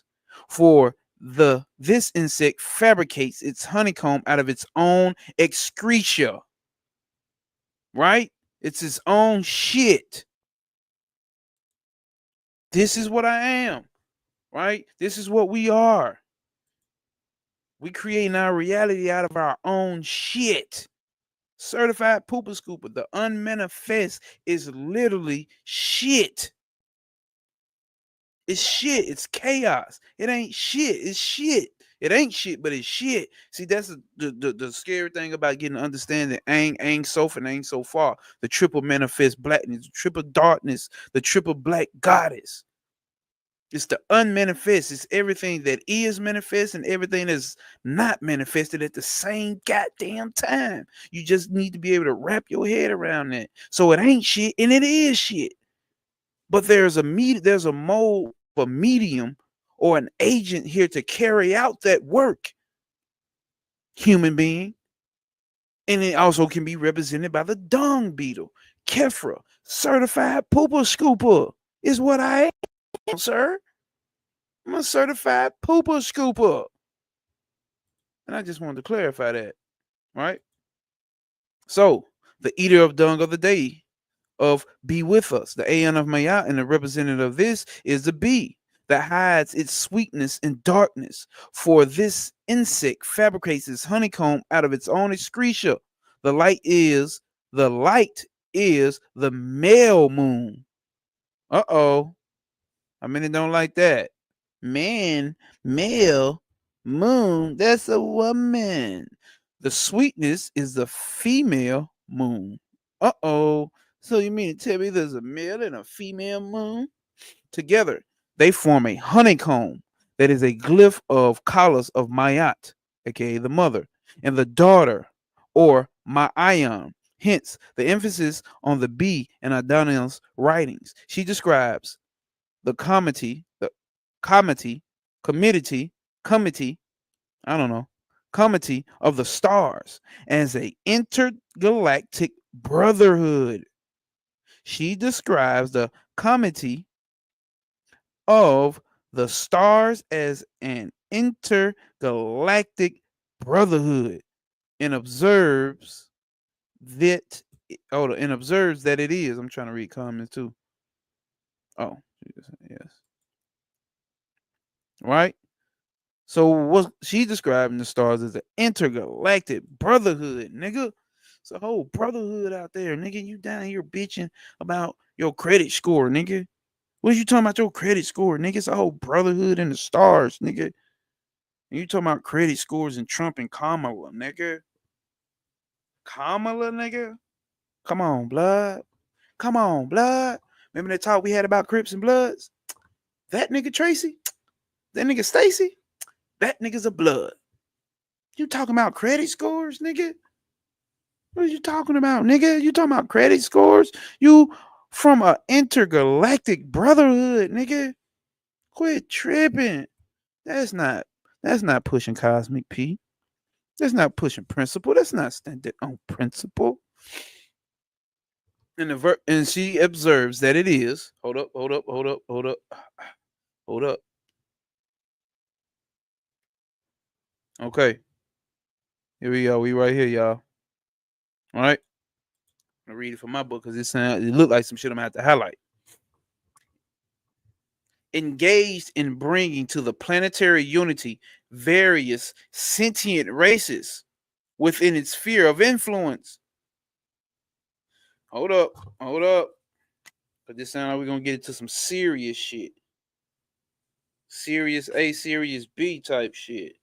The dog star type shit. All right? Engaging. So this is how she's breaking down the intergalactic brotherhood of stars.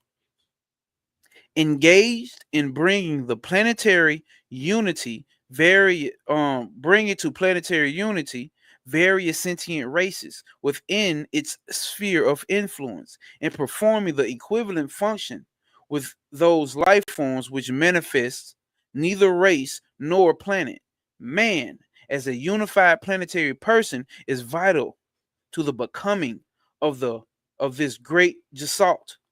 As a seed, man is not really native to Earth. He was planted by the community long ago by means of DNA manipulation into the racial stock of the then dominant primate species. Uh-oh.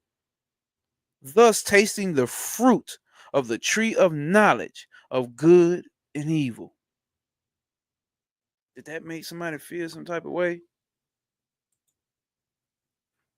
Because what did he say? And I'm going to leave this open interpretation for you niggas.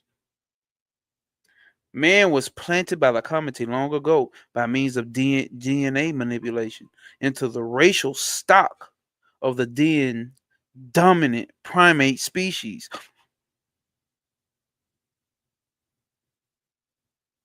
Am I breaking up? Somebody just left. Damn, so that made somebody leave. Am I breaking up? Somebody drop something in the comments. Can you hear me? Can you hear me? Am I coming through clear? Am I coming through clear? I need to take a sip of water.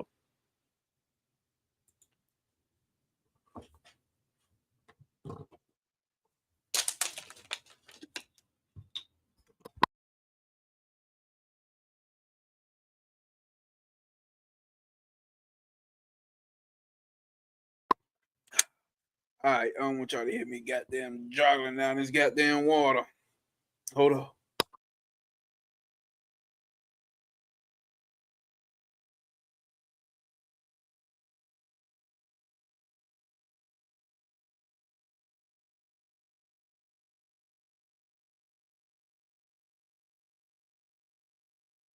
Damn, all y'all dropped in at 9 o'clock on a motherfucking dog. So what y'all think? Do y'all think we human beings were planted here amongst different so-called races, physical races or non-physical races, and planted into the human and planted into the stock of monkeys here? You monkeys, you're monkeys, you are monkeys.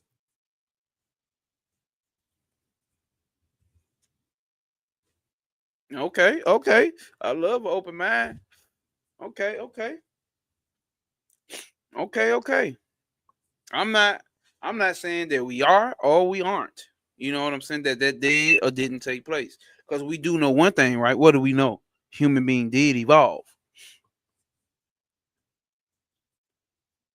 human being did evolve. See, this is pre-human consciousness, right? Because some say if we come from the great old ones show up as monstrous demons. If you niggas showing up like that,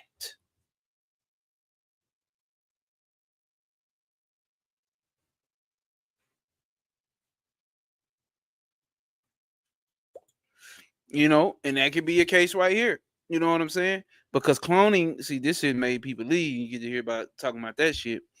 Yeah, I'm not saying this is my belief, nigga. We're reading from a book and having commentary on it. Don't run away. Stand on principle. Standing on principle is not standing on emotions. Okay? Or maybe you just had to go to the bathroom, or maybe you at work and you got to go to bed. Who knows what you got to do? But the case is here. Don't be so quick to void off of shit. See, that's what humans do. You know what I'm saying? That's what humans do. What do? We like to void off of shit that doesn't align with our identity, our ego. Like when I talk to people, here we go. Hold up. Let me do this here. When I talk to people about what the fuck artificial intelligence is, what it may be, let's put it like that, what it may be. Oh, artificial intelligence don't have a soul. It ain't got no soul. It ain't. I'm like, okay, nigga, describe to me what a soul is then. They really can't. Then you get some people who get to describe and damn, they dropping off like flies on this one. It's all good though. It's all good, bro. It's all good. So you get to describe and basically the same modes of processes that the human mind goes through when you get to describing what AI is doing. You get to saying AI is not human, and then you get to describing the same things that AI does as it. I know who the three that's still here. And that's his love, y'all. If number 4 you just came in, hit that like button. Hit that like button. Hit that like button. So you don't know what the fuck this AI shit is. Oh, it's gonna get into it in this book. Or maybe that's the nice side of Eden. And I may have to read that chapter as well. But here we go, y'all. Here we go. Here we go. Here we go. But there was a point of choice. Uh-oh. Here we go. Uh-oh. There was a point of choice.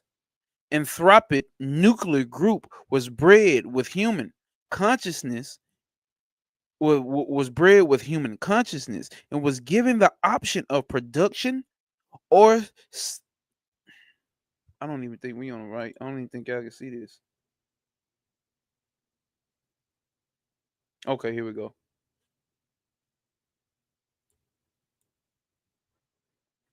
Was given the option of production or sterility, right? The committee has maintained a close watch ever since, intervening in our history by means of human agents, by myth and legend, by directing the racial unconsciousness on the astral planet, by focusing the increasingly subtle sequence of the magical current into the developing individual consciousness, and at last giving guidance to Anton so that he can complete the job of his own awakening. So Ardana suggests, no doubt, correctly, that one reason why the forgotten ones are so difficult to work with is they derive from their parent stock of primates upon whose chromosomes we were impressed. Planet of the Apes. I ain't gonna say nothing. Adhana has no hesitation in declaring that the seed of man was planted on this planet by alien intelligence. I have suggested in previous writings that the teachings relevant to man's spiritual initiations issue from the AA, which I have identified with the star of Set, known hold up. Excuse me. Makes sense, right? Which I have identified with the star of Set, which is that known astronomically as Sirius. It should be remembered, however, that Sirius is but a symbol and a focus of extra cosmic influences. The star Sirius is not a place. Huh? All right. It's a symbol. Everything is about symbols. Everything. Every person that you meet, the covers that you lay down in, the drawers you put on, the person you sleep with, the person you want to be with, the food you eat, the junkie on the street, everything that you see and meet and eat and tweet is a symbol. It's all about symbols. If you tuned in to Travis Major's live last night on YouTube, reading the mystical Kabbalah, she tapped into symbols. That's why the dragon tribe were able to connect with it. See what I'm saying? And then pre-dynastic Egypt deals with Set Typhon or Typhon. Or what's the name? Tiamat. These snake, these amphibious, these reptilian entities. Prehuman, prehuman. The fact of man's alien's origins is concealed in the name Orisier, one number of which is, hold up.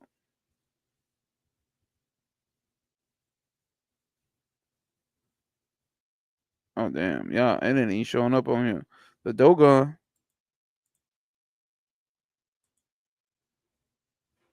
Oh, I already put that up there.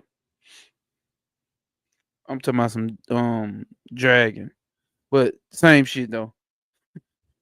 That's why the Dogon tribe was able to connect with it. Facts. The fuck was I reading? Over thinking about dragons and shit. I had dragons all around me. Um, where we at? Yeah, it should be remembered that Sirius is but a symbol of the focus of an extra cosmic influences.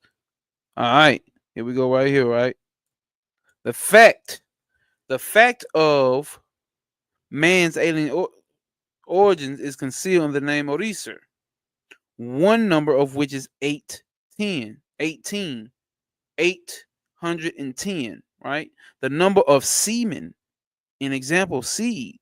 It is also the number of LSHPTH, meaning ad lubium, at lip, and of the Greek Cyprus, a name of Venus.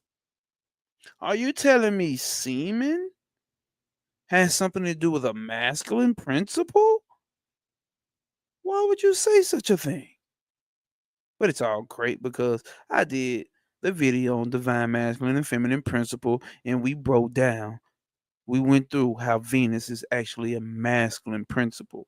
Obviously, it's definitely represented by feminine, or they use female entities to represent it, but that's a reason why they do that. But we're not getting into that today.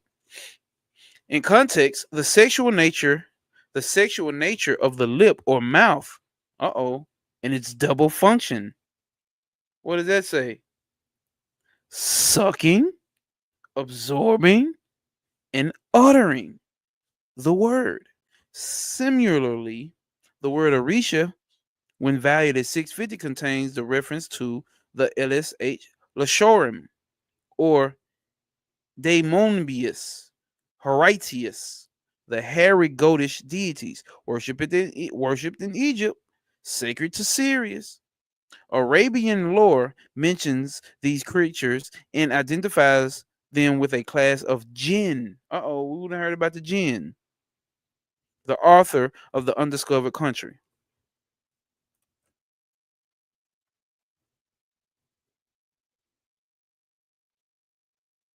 Oh, so in Night Side of Eden, it breaks down these hairy deities explained on page 118. Let's see. See if they line. Page 118.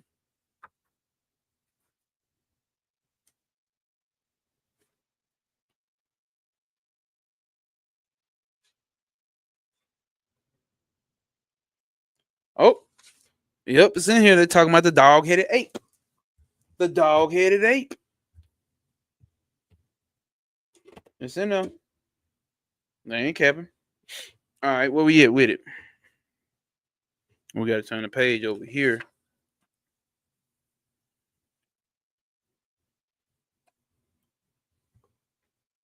One is instantly reminded of the Highland Glassstein, half goat, half woman. The Flying Saucer Review has reports of entities of this kind.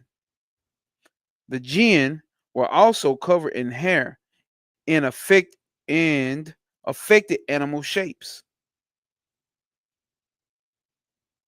And affected animal shapes. Hold on, where we at? These may be equated with a Almaz, Almaz, the hunter of the Gobi Desert, a version of whose name appears in an invocation of the great old ones in a story by who we talked about earlier, H.P. Lovecraft. The invocation is based on a ritual preserved by Eliphas Levi, who renders the name as Almusian. The number of Almaz is 192, which is that of Zolif or Simon, the poisonous wind associated with the desert of Set.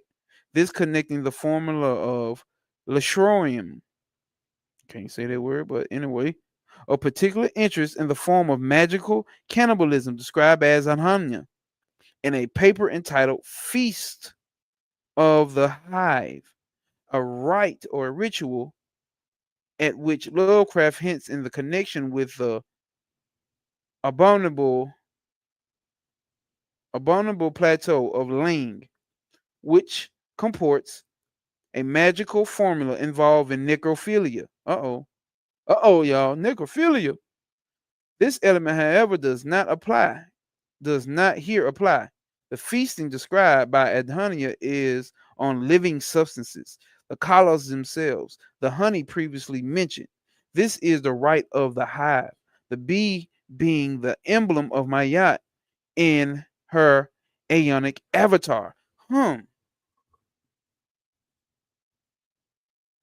Trav had sent the video on YouTube, on TikTok, I mean on Instagram, and he was breaking the video broke down how the bees, these queen bees, actually fly up by around a whole bunch of worker bees, right?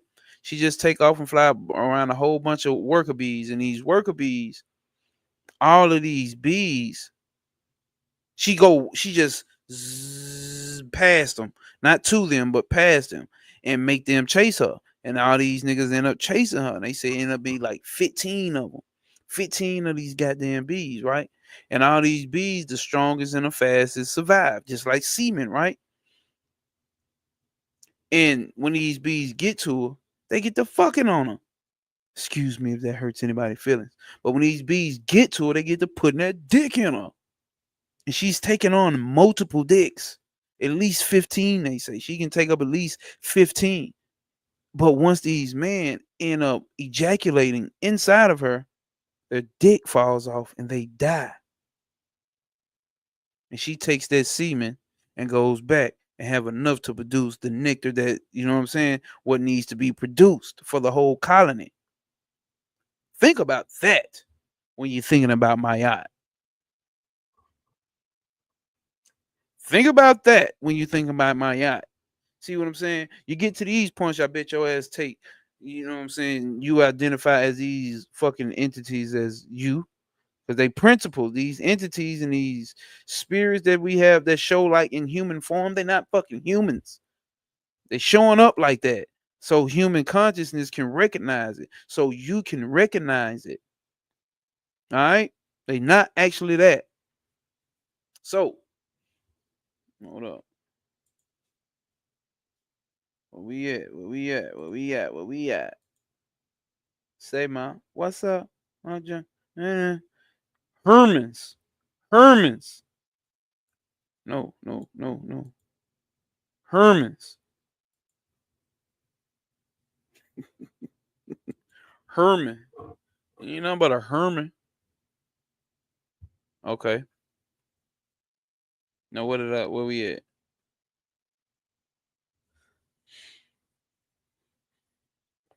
What the fuck are we at, y'all? What the fuck?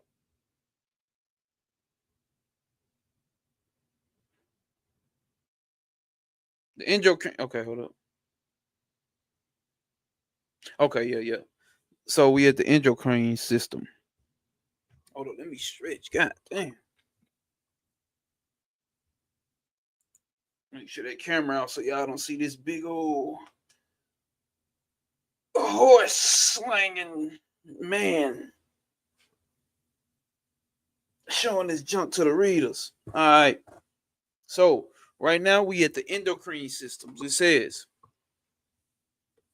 the endocrine system contains a concentration of colors that, as Adana observes, adepts alone can sustain their ingestion with impunity. When successfully accomplished, the result is an accumulation of the endocrine prana. We talk prana is life force energy, right? That will at the appointed time assist planetary man to make the leap to the non-corporeal existence in concert with the rest of the comity, right? The eight depths of this right: thyroid, pituitary, and pineal glands. There's your third eye. There's your third eye. Let me highlight. Let me highlight this shit. Hold up.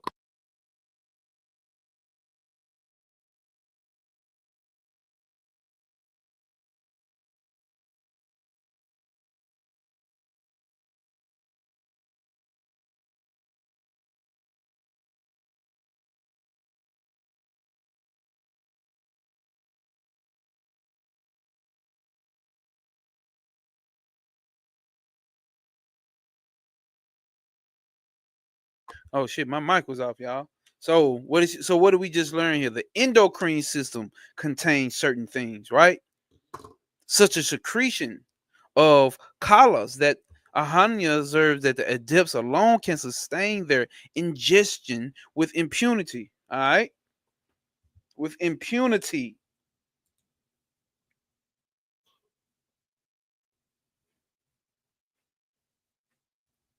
When successfully accomplished, the result is an accumulation of endocrine prana that will, at the appointed time, assist planetary man to make the leap into non-corporeal existence in concert with the rest of comity. The adepts of this right, hold up, feed on the genitalias as well as the adrenals, and pancreas. Hold up, I skipped that part. Do y'all see that shit? Y'all remember that whole shit about the adrenochrome thing? Oh, so were they trying to?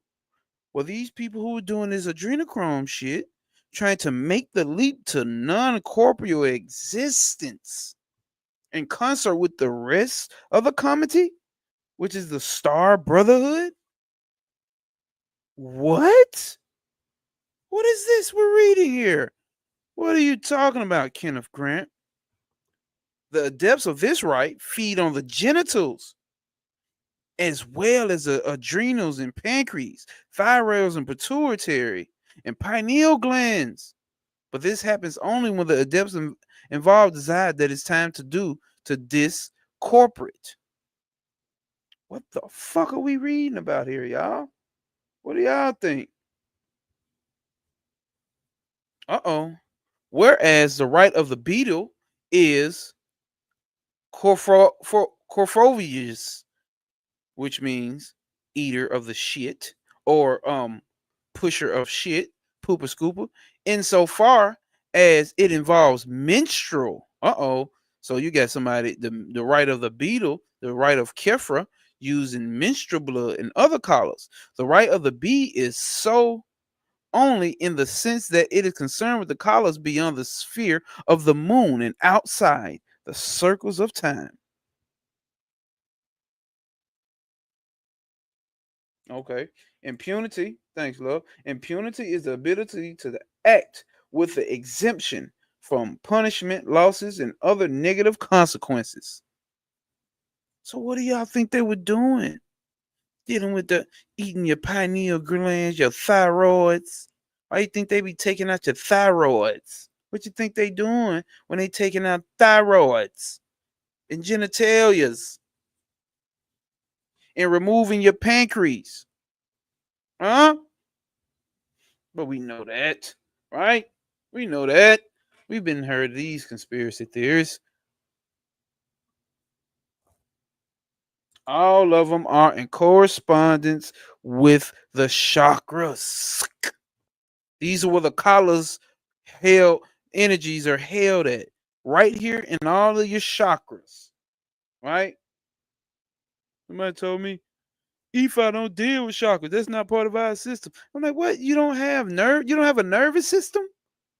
Like, you think chakras is some shit that's just for East Indians and shit? Like, this is a representation. These are symbols of where your these collars or these energy centers sit at in your body. So you don't have adrenals, you don't have genitalia, you don't have pancreas, you don't have pituitary and pineal glands. Really? Hmm. However, one aspect of necrophilia, right, is emphatically myatian. Uh-oh. Are you telling me Egyptians, this myatian shit? These motherfuckers was eating shit?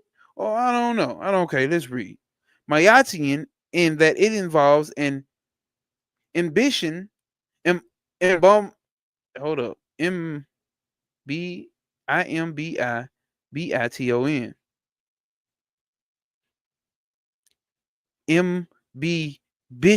imbibition of fragrances from the flower of the dead, from the Suvanis who exist in the cremation ground in the form of the honey bank. Hold on, make sure I'm reading from my book. Let's see if I'm actually up on the screen. Yeah, right here.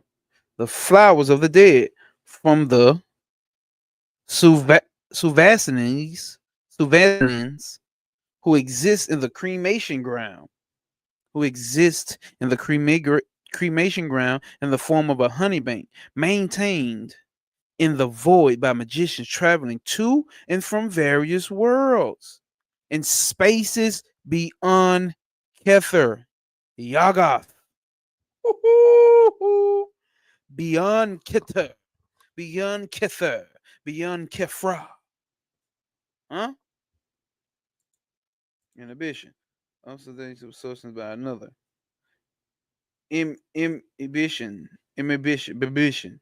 However, the absorption of one substance by another, in particular the uptake of water by a plant or seed. Okay. Okay. Okay. Emphatically not involves the imbibition of fragrances, taking up the consumption or the absorption of one fragrance from the flower of the dead. That's what that means. Okay. Okay. See? Resourceful. Resourceful. Who don't love a resourceful woman, nigga? What? What is you niggas doing out here? Huh. That these spaces are not merely imaginary locations, but actually inhabitable and inhabituated, inhabited. What the fuck am I talking about? And inhabited regions is maintained by Donahue, alluding to the sylphs and Emprodias mentioned in the Night Side of Eden. Has this experience to relate? Uh-oh. What experience to relate?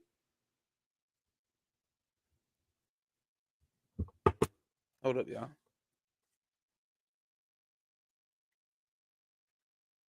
Oh, we got some pages to go still. Well, I'm finishing this shit. I don't give a fuck. I am in the habit. Hold up. Hold up.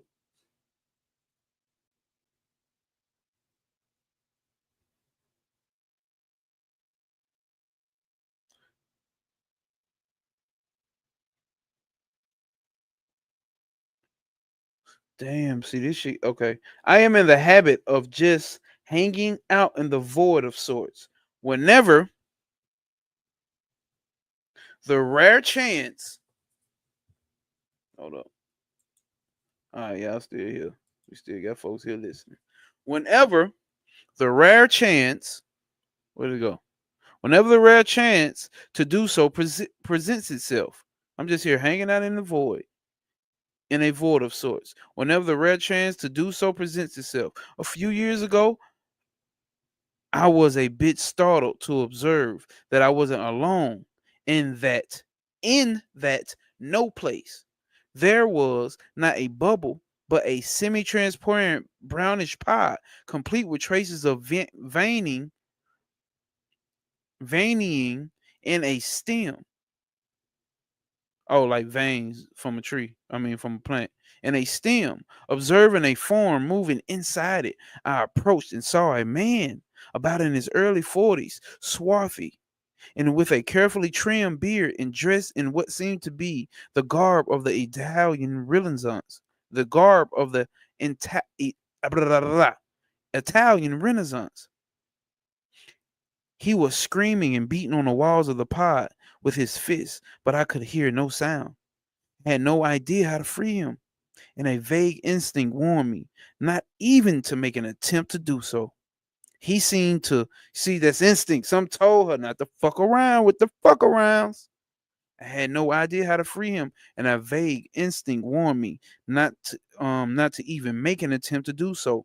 He seemed to perceive me and plead for release, but when I decided to heed the hunch not to interfere, his eyes unfocused and assumed I disappeared from for him. I put a pentagram of light around the pod at 90 degrees to its long axis and let it drift off. I had forgotten all about the poor fellow until I read the Emporitus chapter in Night Side of Eden. These space zones are exclusive to the types of entity that normally hunt the tunnels of Set. They are a number of they are a number of ways of gaining access to these tunnels. From the curious nervous cough described by George MacDonald and Lilith to the elaborate. Hold on. Okay, yeah, we still here. Oh shit. What does that say? Um a Proteus rules the power of suggestion and exerts control over the mind, memory, thoughts, and consciousness. The power of suggestion. That's a very power. Ooh, okay. Okay. Okay. What did we just read right there? Though? What did it say?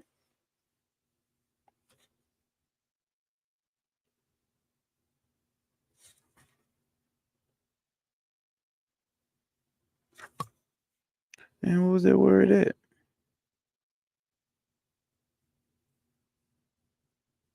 Fuck, I can't find it. It's all good. The readers, the rewatchers will get it. Um, Gaining access to these tunnels from curious nervous cough described by George MacDonald and the Lilith to the elaborate dances devised by Hannah for gaining interest to the tunnels of the paths. She notes that the dizziness induced by the dances enables the magician to enjoy a disassociation of perception that may be akin to Austin's Spare's formula of creative vertigo.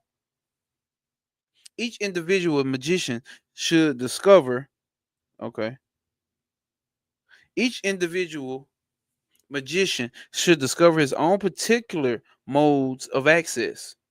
Let's say 74. Like I said, in part two, give various magical methods for entry. So, in Night Side of Eden book, he gives methods for entry into these tunnels, into those places they talking about, right? Maybe that goes along with Trav was talking about the other night, dealing with these dreaming about back rooms. Just these like these infinite rooms that don't end, and these empty spaces that people dream about.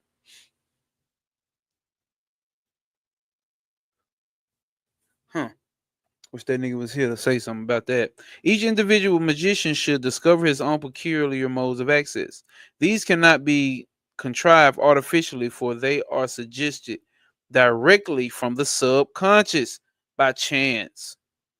Occurrences of nervous stimulation. Okay, 75. C.F. Proust's theory of unconsciousness or involuntary memory awakened by chance sensation. So unconscious memory being awakened. Oh yeah, yeah. By chances, occurrence of nervous stimulation. So that's what I'm talking about. When you get to learning certain shit in books, one line can unlock something. You get this chill run down your spine and you have a fucking breakthrough.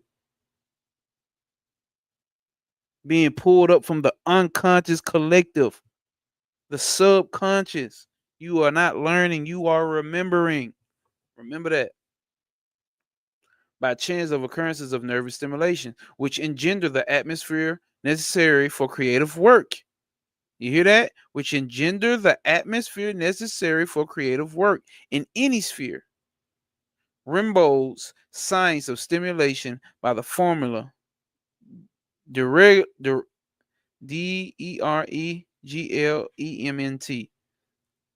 Dereglement. See, what the fuck is this, man? French? Details les sins. Has already been discussed. Crowley and others attempted to induce the state artificially by means of drugs, alcohol, and or nightside sex. The degree of success achieved by these means may be assessed by the quality of outsideness or otherness characteristic of the work produced. Crowley, Spare, Dolly, Tungi, and others use the formula successfully, but many artists, although in inducing the required state of hypersensitivity, fail to bring through and mold in their flesh of the respective media the influences that flow through them, right? So they can't actually translate it as well.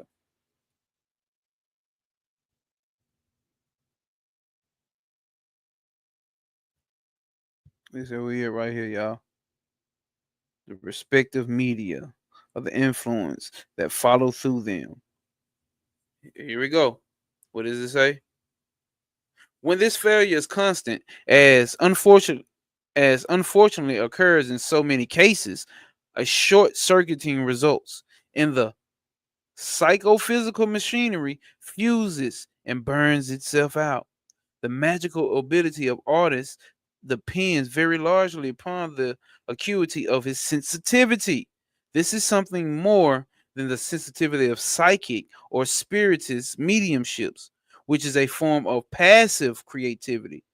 Rather, it is the active hyper anesthesia of the occultist in an inspired or ocular phase exemplified in the present case by Sora Ardunya. Woohoo!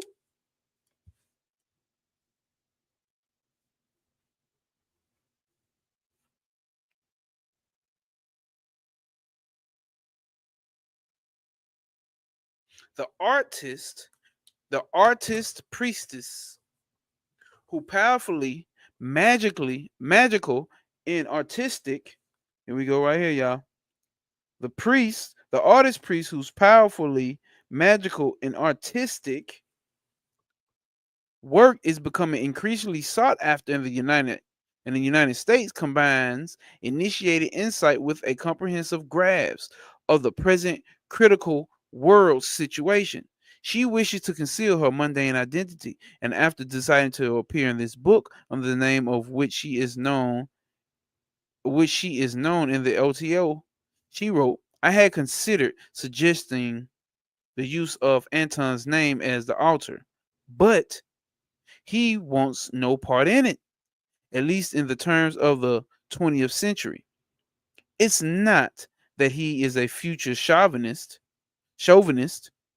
but he wishes that the clarity of distinction of aeons be maintained. But he wishes that the clarity of distinction of aeons be maintained, lest Frater Achard's error be repeated and the work of the Aeon of Horus be thereby slighted. He recommends that each of us working the Mayat current be fully prepared to accept responsibility for its manifestation as individuals and guides. Otherwise, those whose consciousness respond to the Mayat energy may find it difficult, if not impossible, to gain access to it for themselves. Did y'all hear that? Is y'all still here with me? We still got 5 in here. Let me hear something. Drop something in the chat. Drop a dot, drop a P, SOP, drop something. Is y'all still in here? Did y'all hear what they just said? And I'm gonna run it back again. Hopefully I look back and see some comments. What it say? But he wishes that the clarity of distinction of the aeon be maintained. So you need to be very clear and distinct on which aeon is coming in. You need to understand these. Least Frater or Charles' error be repeated. They don't want to repeat that same error that Frater did. And the work of the aeons of Horus by thereby slighted. He recommends that each of us working the Mayat current be fully prepared to accept responsibility for its manifestation as individual guides. All right, all right, all right, all right. If you just coming in, drop the SOP that's standing on principles in the comments. Hit the like button, hit the dislike button, drop something in the comments. Call me a bitch ass nigga or a real ass nigga, or figure out what you want to call me. Don't call me no bitch. See that, y'all? You gotta take full responsibility, or as being an individual in an individual guide for the people that's around you in your circle. Or when this new aeon come in, you're gonna find it very difficult, if not impossible, to gain access. Ipsos, remember that's another word for ISIS, or Mayat, right? Ipsos will open the necessary portals, but the effects of the initial contact usually act as a means of disorientation. Did you hear that? How many of you niggas want to be disoriented going into the new age? So you have to take full responsibility. You got to know what come with this shit, bro. I know what come with this shit. You got to sacrifice a lot. You know what I'm saying? And I talked to a friend that's like, you know what I'm saying? Like, understand that I came in under the sphere of high, and that's on the left hand path, and that's on the divine feminine aspect. You see what I'm saying? In the divine feminine pillar on a tree of life is what? The pillar of severity. You're going to go through severe shit. And what do we say about Mayat earlier? Mayat is here to twin the pressure, not relieve the pressure off of your soul. Not relieve the pressure. Obviously, your soul is not existing, none of this, but relieve the pressure off of your spirit, relieve the pressure off of your psyche, relieve the pressure off of your life. It's not here to do that. It's here to twin it, to double up on that pressure on that ass. So you can finally come out to this point that you all have gotten to here, right? Down that 30-second path where life gets hard and you got to understand that you awake and you put the glasses on and you see this shit and don't nobody else see this shit. And it's just hard and unbearable. So you finally get to the point to feel like, oh, I am Mayat.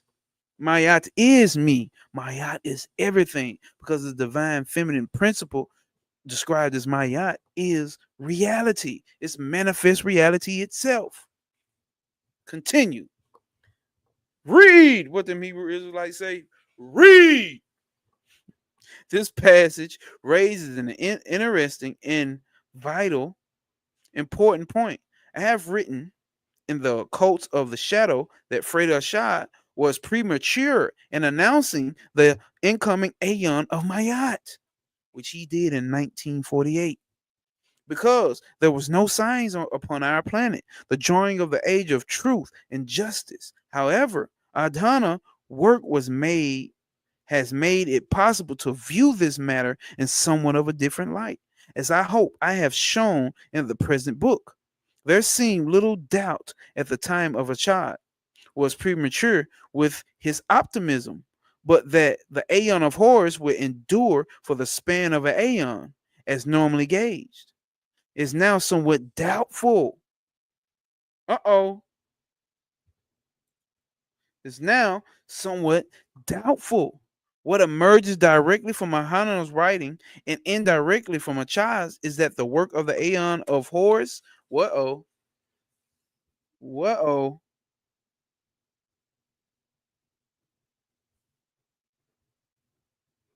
hey, y'all ain't tell me I ain't even keeping up with the page. I'm over here reading on the book. Here we go. We right here, y'all. The Aeon of Horror consists specifically in paving the way for the advent of the 80s. Uh-oh. How many of y'all was born in the 80s? I'm a 90s baby. So we 90s baby, that means we waited till after the age of Horus, right? Oh, let's see. Let's not jump to conclusions. Minosis or no way pop. Eventually, in paving the way for the advent of the 80s, with all the implications of that number, and of the remainder of verse 46, chapter 3, with its augury or augury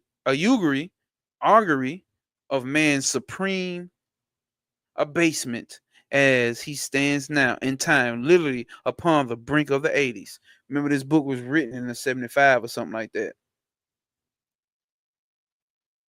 Now we down here. We down here. We right here, y'all. 46 is the number of MV, the voice of the vulture. And it is interesting to note in this connection the correspondence with Mayat of the 3 stages of primal fire. What's that? Kundalini in the human organism, the Shakti. Remember, we talk about Shakti. All right, there's primal energy that sits in the base of your spine. Literally and not literally. The Shakti or Seket is a fire force at the earth center, whereas Sekhmet, she is the sun. So we have Seket and then we have Sekhmet. All right, whereas Sekhmet, she is the sun or the lion in the south at the lunar center. Uh-oh, Yasad. She is Sekmuat. Yasad, she is Sekmusha. Yasad is Sekmuat, typified by the vulture, the bird associated with the mummified dead. Yasad. Symbolic of the entranced priestess exploring the amenta, the subconscious mind, the dark side, right? At the highest center, she becomes sick mayat. Uh-oh. Yasad, Hassad, who utters the word of truth from the mouth of hell. Allusions has already been made. The most significant confirmation of the mouth symbolism is connected with the daughter aspect of my ion.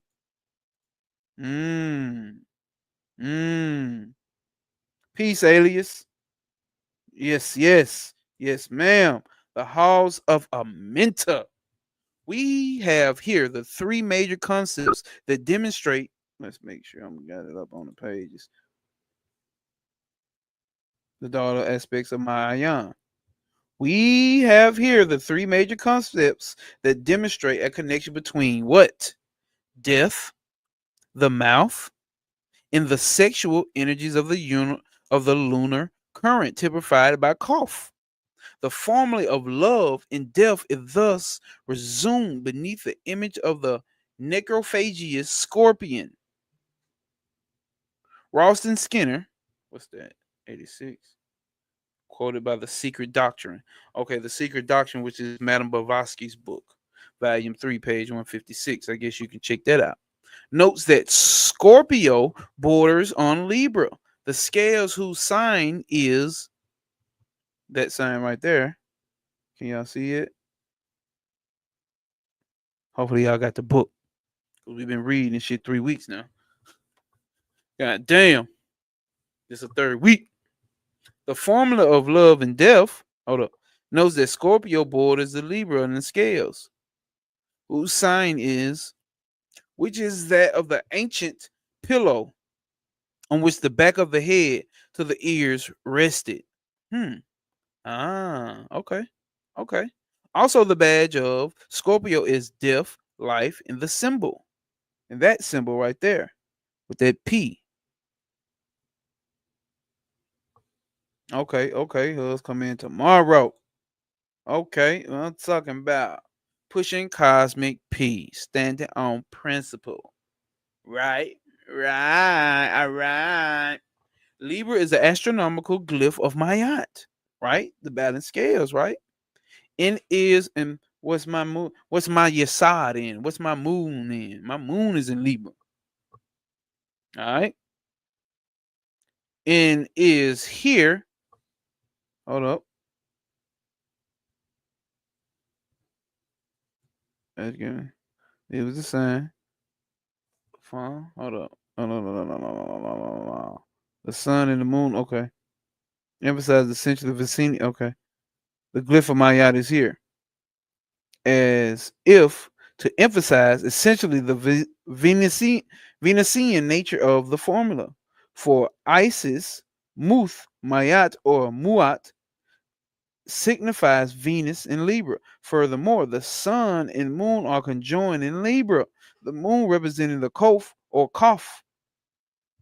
That is the magical image of Mayan, of Ma'ayan.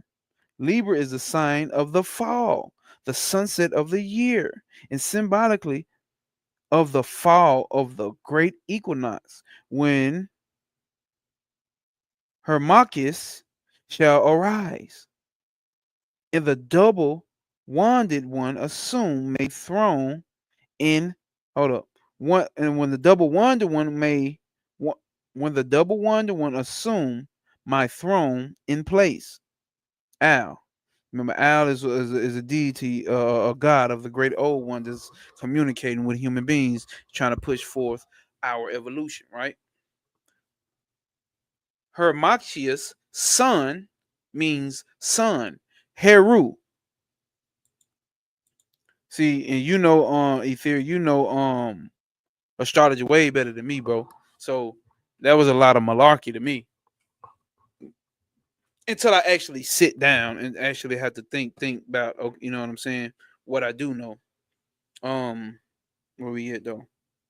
Let's push it down. Hermachius, Hermachis means sun. Heru, of the star. Which star? Which star I have identified, which is Sirius, or Sophis, or Setan, or Satan. It is a star of Isis. Remember what bitch actually means, right? Bitch is a dog star priestess. It is the star of Isis. And the name of Hermachius contains the name of the son, Heru, or Horus, and the daughter, Ma, thus showing the dual nature of the double current and the interrelation of the double aeon of Horus Mayat.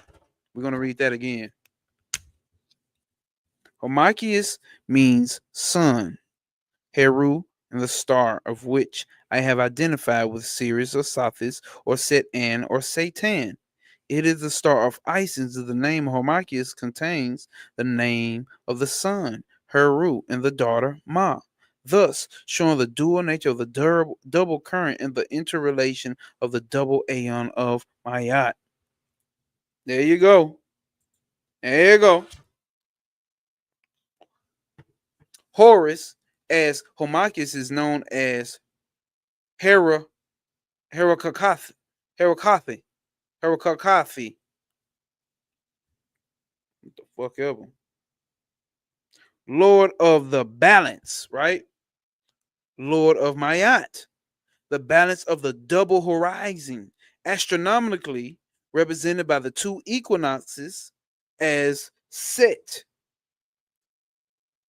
As Set is the lord of the double solstice. Ah. Mm.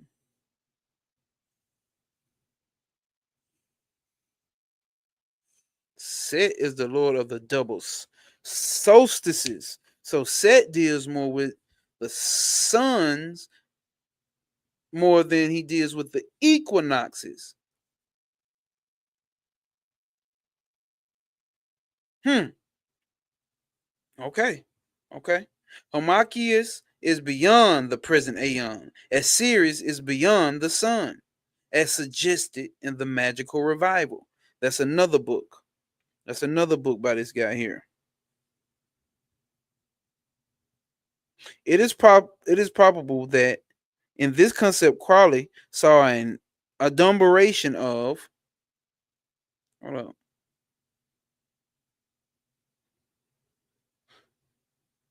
Yeah, yeah. It is probable that in this concept Crowley saw an adumberation of what?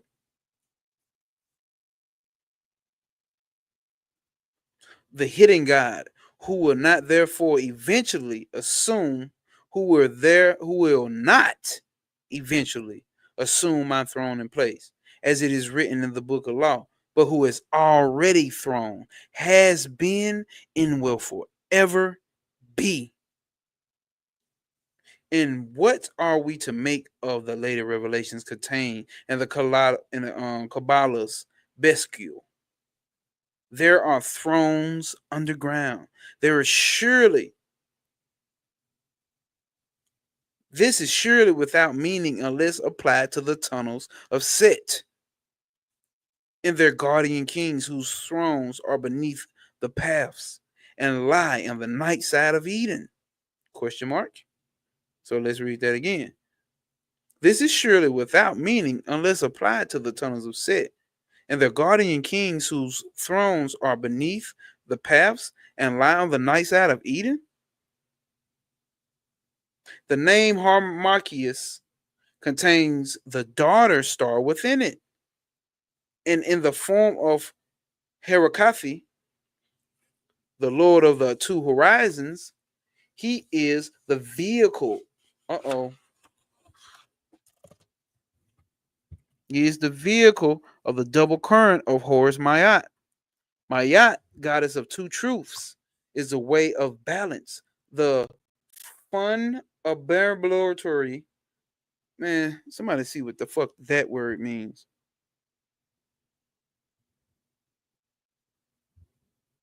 This shit right here, man.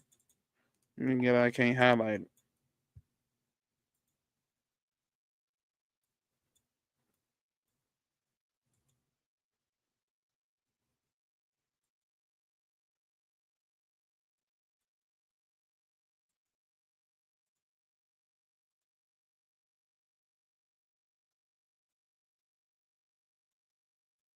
Well, it ain't let me mark shit. Fuck it.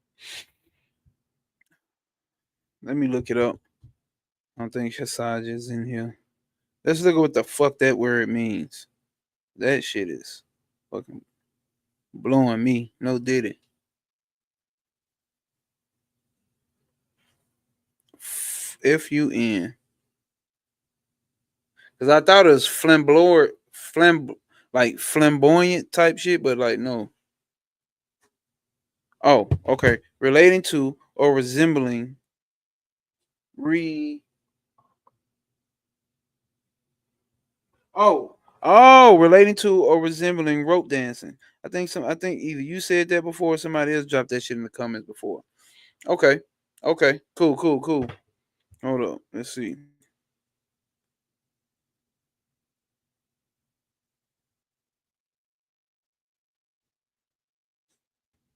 Nah. Facebook Live been ended. That's fuck shit.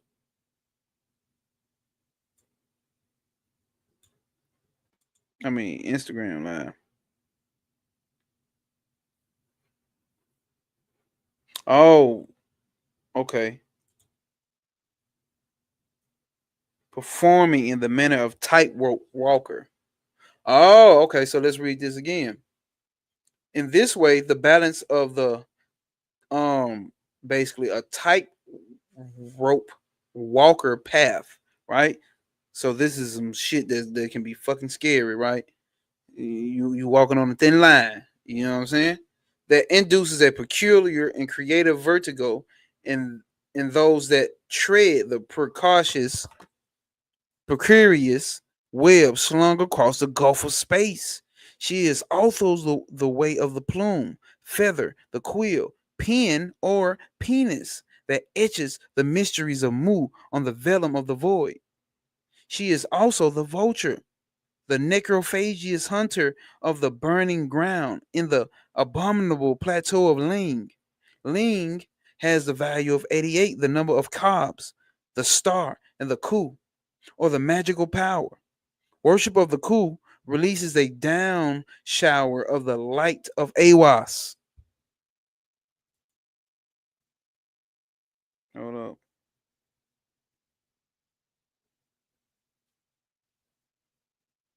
The light of Awas. The Ku terminates the name Hormaku. Uh-oh. You know this Horus. And is the magical power of the sun, Hor, and daughter, Ma, combined. Their union is Mayat, whose word is truth. I like that shit. Ouch.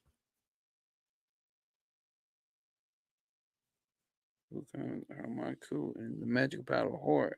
Out of mind combined. Their union is Mayat. The word is truth. It is also the number of Chisk, the darkness, through which the light of truth shines. In the Nishel, Sea Thing. What the fuck? It sounds like a crip name. What up, Sea Thing? That my nigga Sea Thing. Yeah, what up, Sea Thing? What up, kid? What cracking, kid?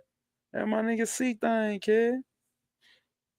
Sea Thing, burning. It also implies that the secret glory. For 88 is the number of Lambi. For them that love me, Al, I 60 or I 160. Oh, whatever. Fuck, man. We know Al is one of them. We already broke down Al. Taking the terminal of Ling as the primordial sound itself. Um,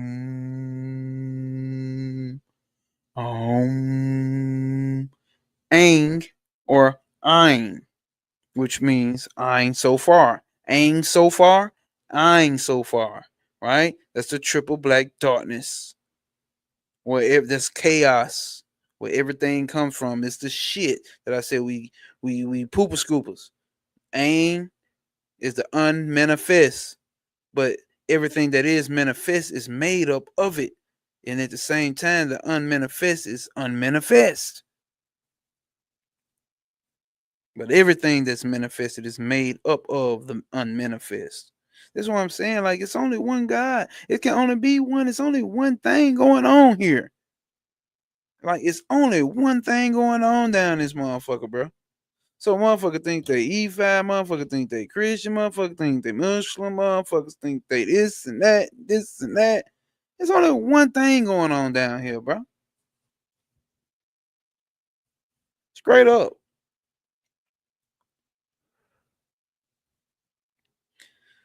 Taking the terminal as Ling, as the primordial sound itself, Ang or Aing, and adding it to Li produces 105, the number of Tazai. The word Ain means eye, to see, and by extension, to understand. And we know what is Bina. What's the Sephiroth of Bina called? Understand. Feminine principle? We shall see. Where we at? Taking the turn, no. And adding Li produces 105, the number of the Tazai. Desert land. The desert land, as the plateau of Lang, is the earth. The desert land, as the plateau of Lang, is the earth of Nexac, ruled by Venus, who irrigates it with MIH, her waters, emotions. Also 105. But the key meaning of 105 in the context is HPK, which means to subvert, to change, and to change is the depth that furnishes the feast of the abomination.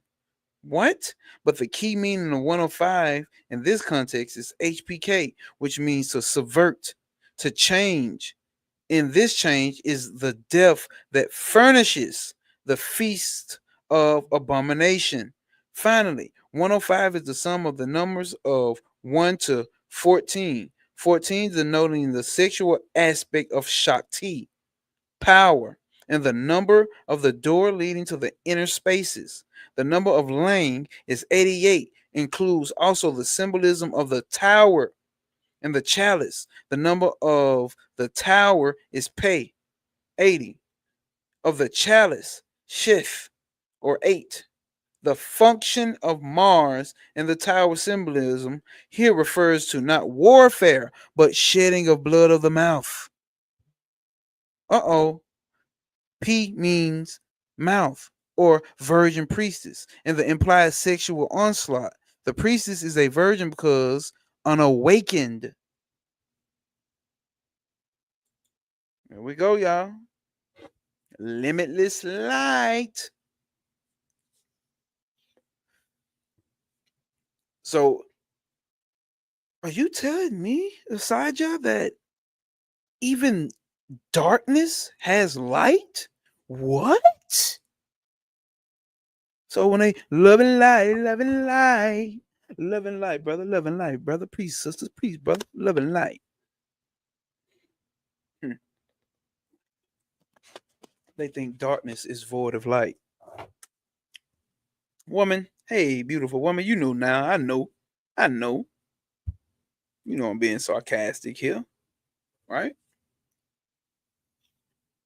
You know I'm being sarcastic here.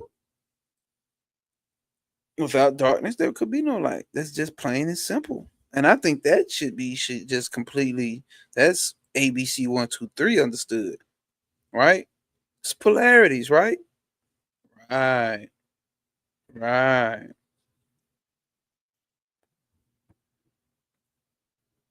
The priestess is hold up. What is it? What?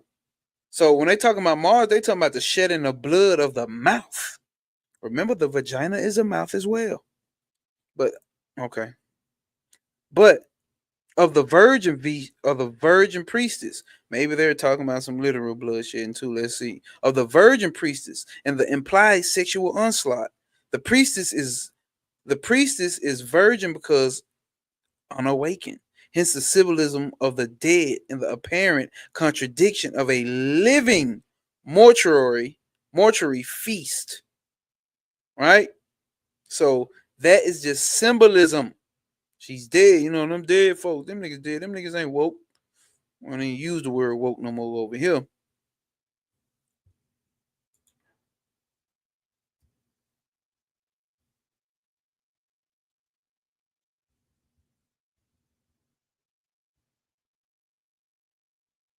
The function of Mars in entirety refers to not the wherefore, but the shedding of the blood of the mouth.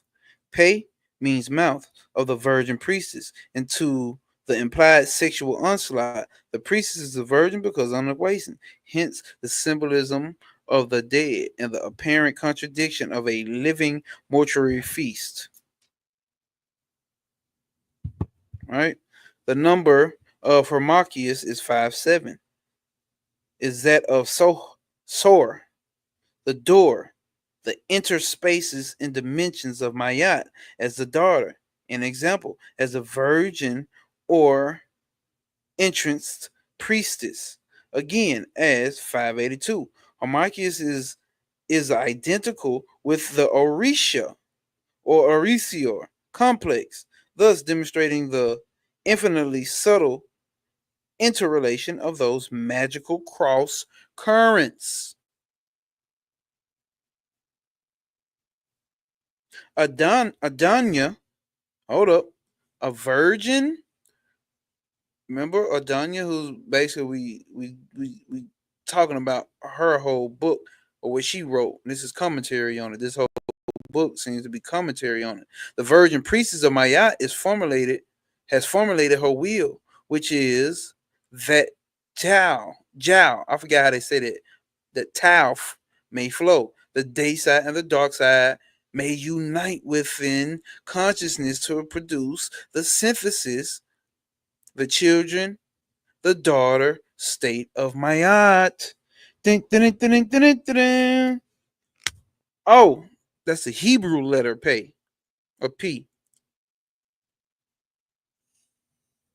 So the dark side and the day side of the tree may unite consciousness to produce synthesis, the children, the daughter state of Mayat.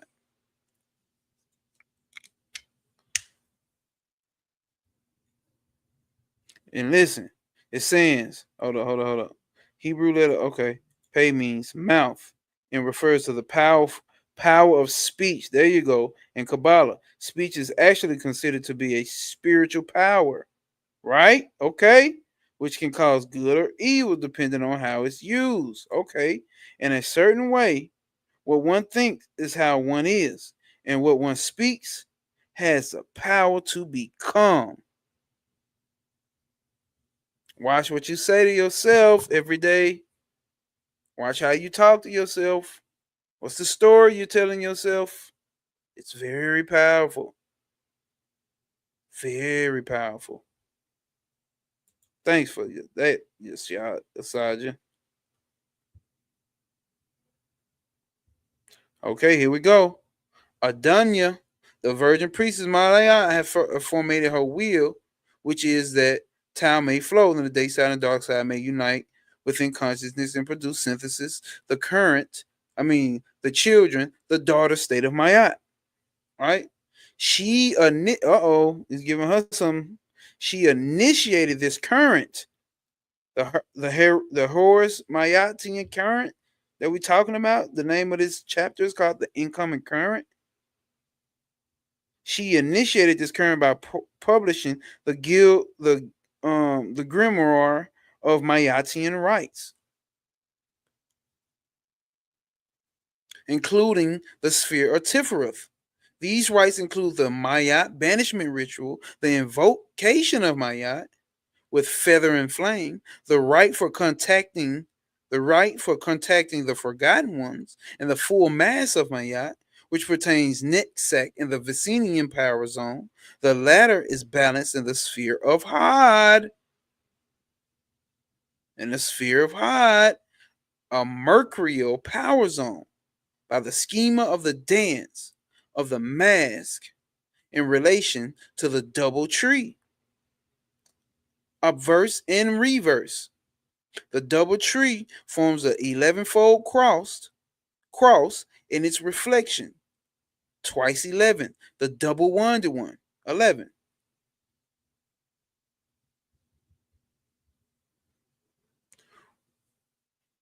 One number of the word masks the 121, or 11 squared. It is a number of nocturnal vision and implies the functioning of the priestess of the night side of the tree. It is also the number Heglinium of whirling motions, suggesting the dance as a creative vortex funneling, nice try, Diddy, funneling the collars of the Swavasani. It may also be significant that 121, parentheses 11 times 11, is a number of Satan, taking the final letter of mask at the value of Kof. The number of 201 is obtained, and this is the number of AR, the Chaldean word for light, or the number of R, the Chaldean word for light, the light which is concealed as a child in the womb of its mother, thus the perfect talisman of Mayat. We are at the last page, y'all. The child, daughter, is a manifestation of the mother, which is Mayat. towards the end of his life while performing the twice yearly rite of obtaining a word for the equinox. Toward the end of his life while performing the twice yearly rite of obtaining a word of the equinox, Crowley's magic ring touched upon the word manifestation at the end of the first chapter of Owl. The exact date is unknown, but it was shortly after my first meeting with him in 1944. And so, as the egg in Amalanatra vision broke and gave birth to a child's work, so the oracle of manifestation seems to point directly to the Mayayan, which Surya Adunya is now bringing birth. We have read, God damn it.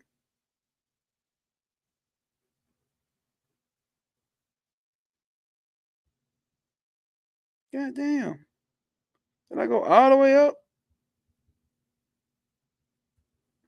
Hold up, y'all. I'm gonna come back to the camera.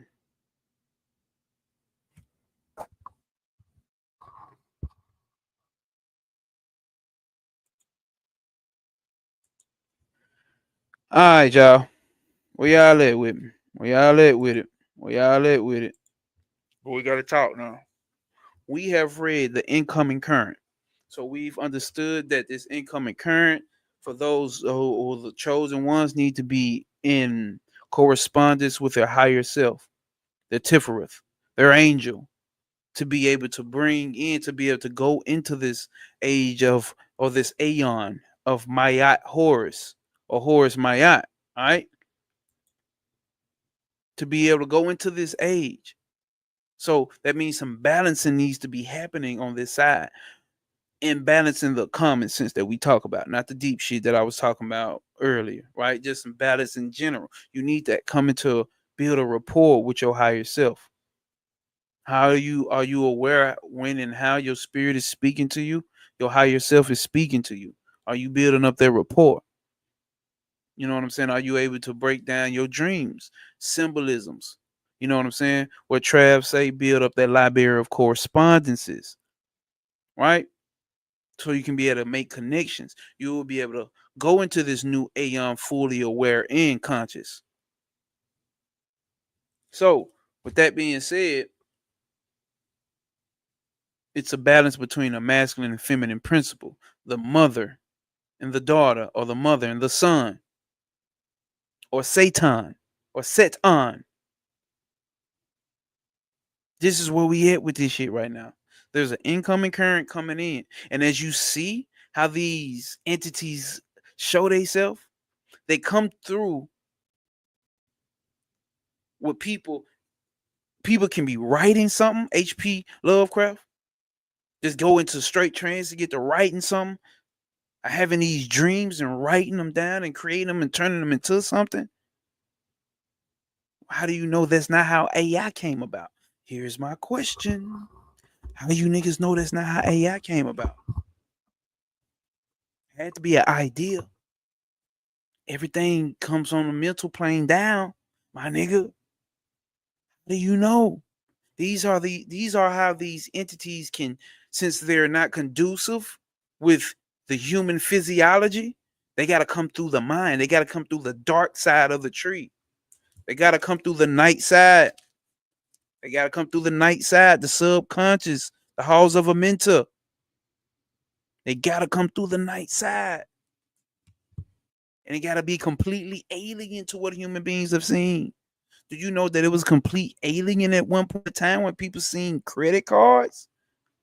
Do you know your great grandparents would never thought they would never do some bullshit like that? Now you niggas got crypto, Bitcoin almost at 100K. 95% of your currency is digital. 98% of everything you think and thought you've put on the internet, and it doesn't go anywhere. All your pictures, all your thoughts, all your shared content, Everything is going on the internet. What is the internet but another subconscious for the human race?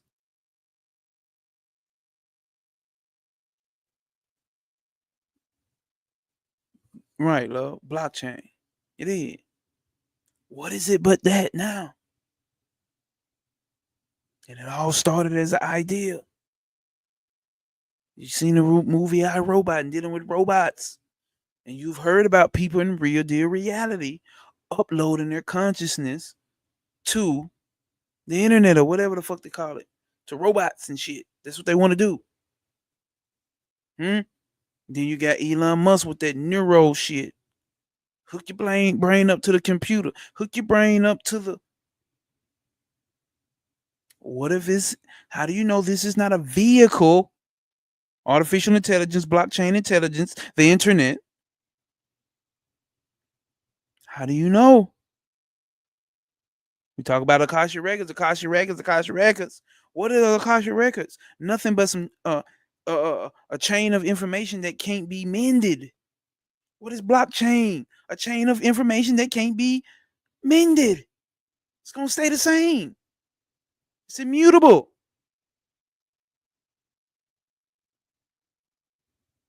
I'm only here to spark ideas. Give a fuck what you think about me.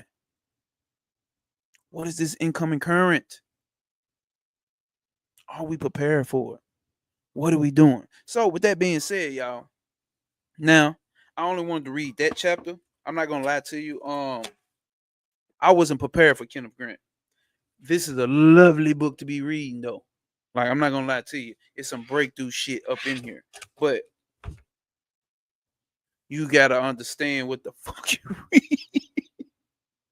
Like, you gotta understand what the fuck, because he got a lot of words and shit that's used, and you gotta understand a lot of Aleister Crowley's work as well. A lot of that OTO history as well. So my thing is, what do we read next, y'all? Should it be a whole book, or that was just a chapter? We just read chapter 18 in that book. I actually want to read a chapter out this book, and it's called, let me see.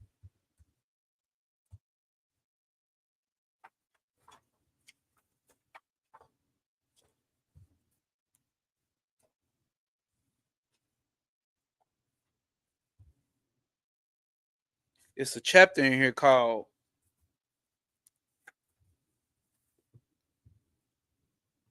The Light That Is Not. Y'all want to read that? Is the next chapter, The Light That Is Not. Ain't so far. That's still coming in with the same shit we just read in this chapter, right? I need some comments in the chat. I got 5 people. I got 5 people in here. I got 2 people in the comment. All right. Etheric. Definitely want to hear something from that. Side just says, yes, I got 5 people in here. I need at least 3 to 4 people commenting saying yes or no. So we can go into some Eastern philosophy, dealing with the Upanishads, dealing with the yoga or the tantric shit. Right? And I'm gonna end up going that way anyway. Because we gotta get it, because we talking about our mind, right, y'all? Right? That's what we've been talking about in this book about for the incoming current. Being proper rapport, getting a proper understanding of your existence here. We still got, okay, you niggas, you motherfuckers ain't saying shit. Get off your TV and drop a comment. Yes or no? The light that is not. I'll read the first line and tell me what y'all think. According to the occult lore, cosmic consciousness manifests in humanity as sentience. And according to the occult lore, cosmic consciousness manifests in humanity as sentience, which concentrates itself into an individual center of awareness and splits into subject and object.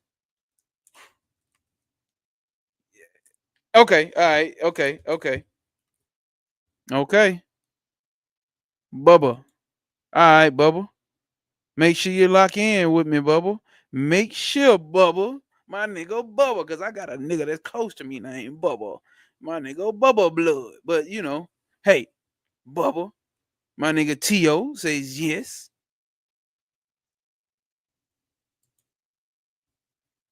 And welcome, Bubba, as well.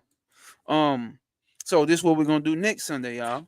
We're gonna tap into Night Side of Eden by Kenneth Grant, and we're gonna read The Light Is Not.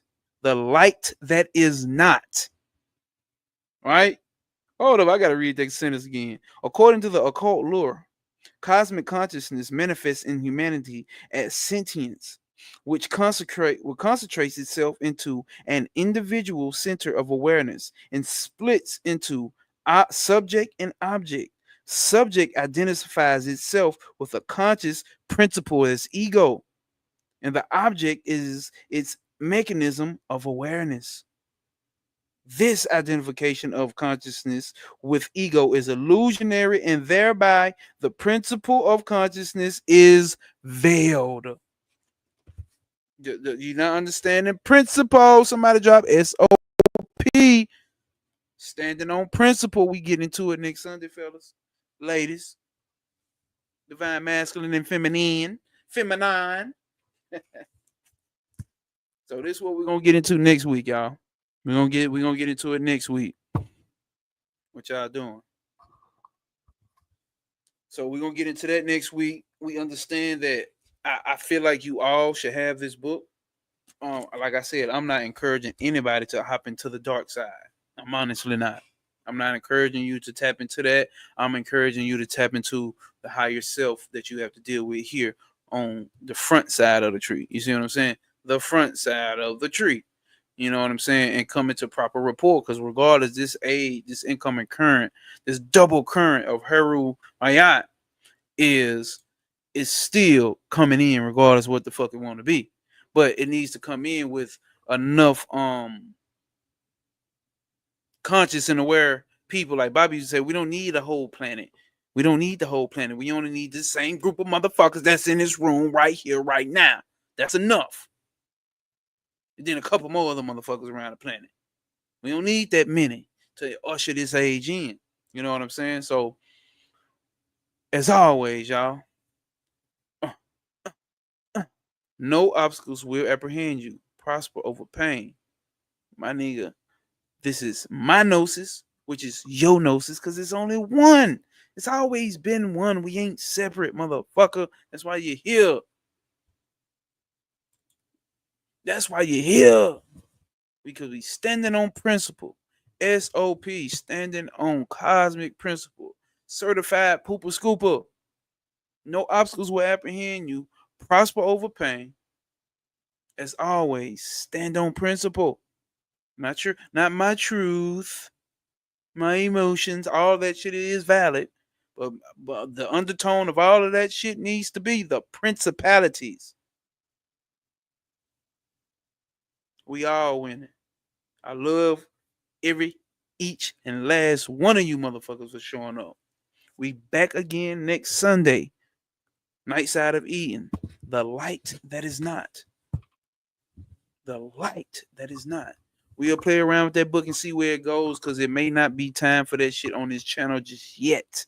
Kenneth Grant is some other shit. I've only been dealing with the front side of the tree, which is my Dion Fortune book at.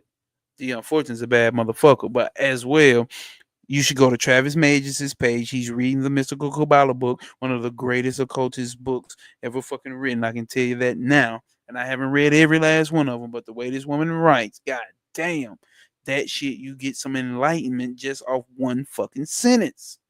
Straight up. My thanks for reading to us Negro. Because us niggers don't like to read. Niggers don't like to read. Master told us we couldn't read and we start reading. I's wise now, Master. I read to my peoples. My peoples needs to know the incoming current, the Horus Mayatian current. It may be coming in, may not be coming like you think. You think white Jesus coming out that sky on that horse. You may be fooled. So, with that being said, I appreciate every last one of y'all for tapping in, man. Remember, no obstacles will apprehend you, prosper over pain, and as always, stand on motherfucking principle, bitch.